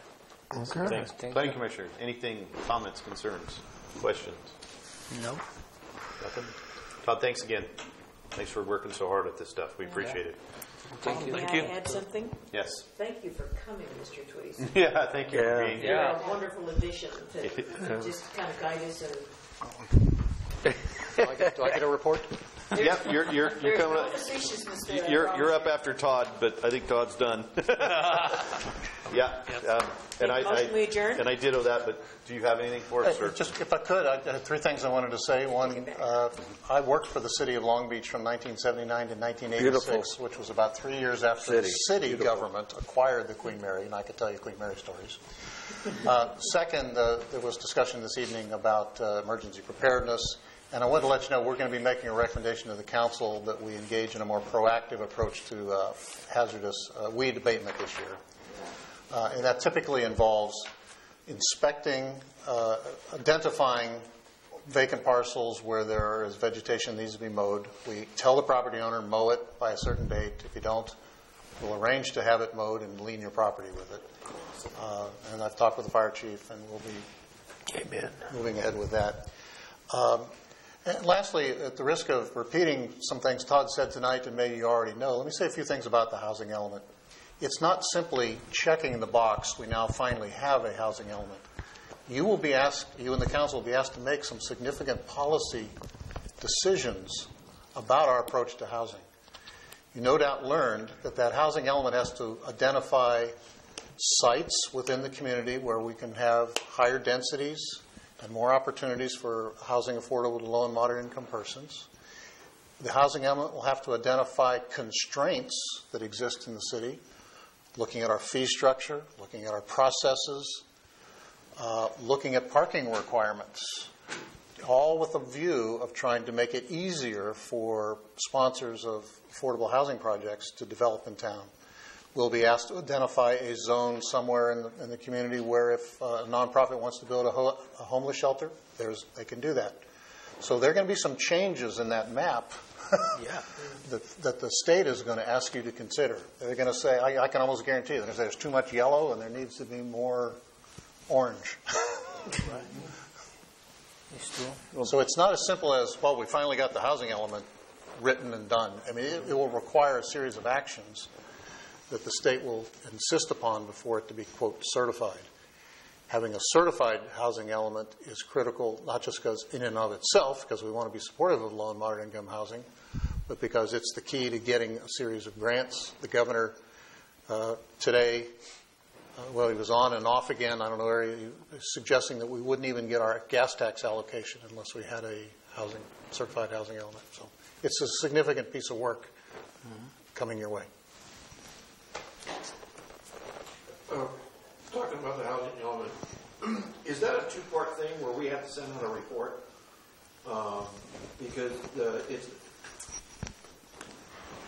I don't remember. I know that when we went to the academy, we talked a little bit about, getting monies for grants and what have you, putting your housing element in, so you're available to get all these grants and what have you. So, and they were looking just for the report from the cities. That's the point I'm trying to make. It's not simply, here's a report. Right. But that's what starts everything? Yes. That's what they were saying. So we're behind. And by the way, so we're going to catch up with this cycle perhaps by July. In just a few months after that, you're going to see the next cycle of housing element changes. So the state, we submit a report. City Council, Planning Commission is going to review it in June, July. City Council will say, we like it. We send it to the state. They're going to review it with a fine-tooth comb, take a month or two or three, and write back to us and say, well, nice try, San Juan. We'd like you to take consideration of the following additional steps in order to make it easier for low and moderate income housing. In terms of report, again, I hope I'm not giving you stuff you don't already know or heard. The Metropolitan Planning Organization, AMBAG, area of Monterey Bay. Yeah, Association of Monterey Bay Area Governments. Establishes targets for the production of low and moderate income housing. The Regional Housing Needs Allocation, acronym RHNA, you may hear that we get our RHNA numbers. They tell us how many units they expect San Juan and Hollister and all the jurisdictions within the region to produce. We have to report. A report is due on April the 1st. How did we do? How many did we actually produce? So they're keeping track. They can't force us to build, the city government to build housing, but they can force the city government to remove constraints that keep others from producing housing. To bring developers. Yes. Both profit and non-profits. And say that they don't have to do CEQA. They don't have to be concerned with CEQA. They can just build without the CEQA review on a lot of these to speed up the process. Well, you know more than I do. I'm not sure of that.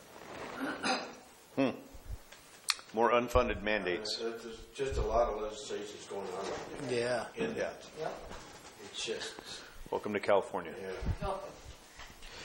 Let's see. Anything else, sir? Good. Let's see. We're going to adjourn, but we need mics on so we can hear everybody's votes, please. Do we have a motion? Do we have a motion? Come on, turn it on. Yes. Second. We have a motion, second. All in favor? Aye. Nay. I want to be here longer. Thank you.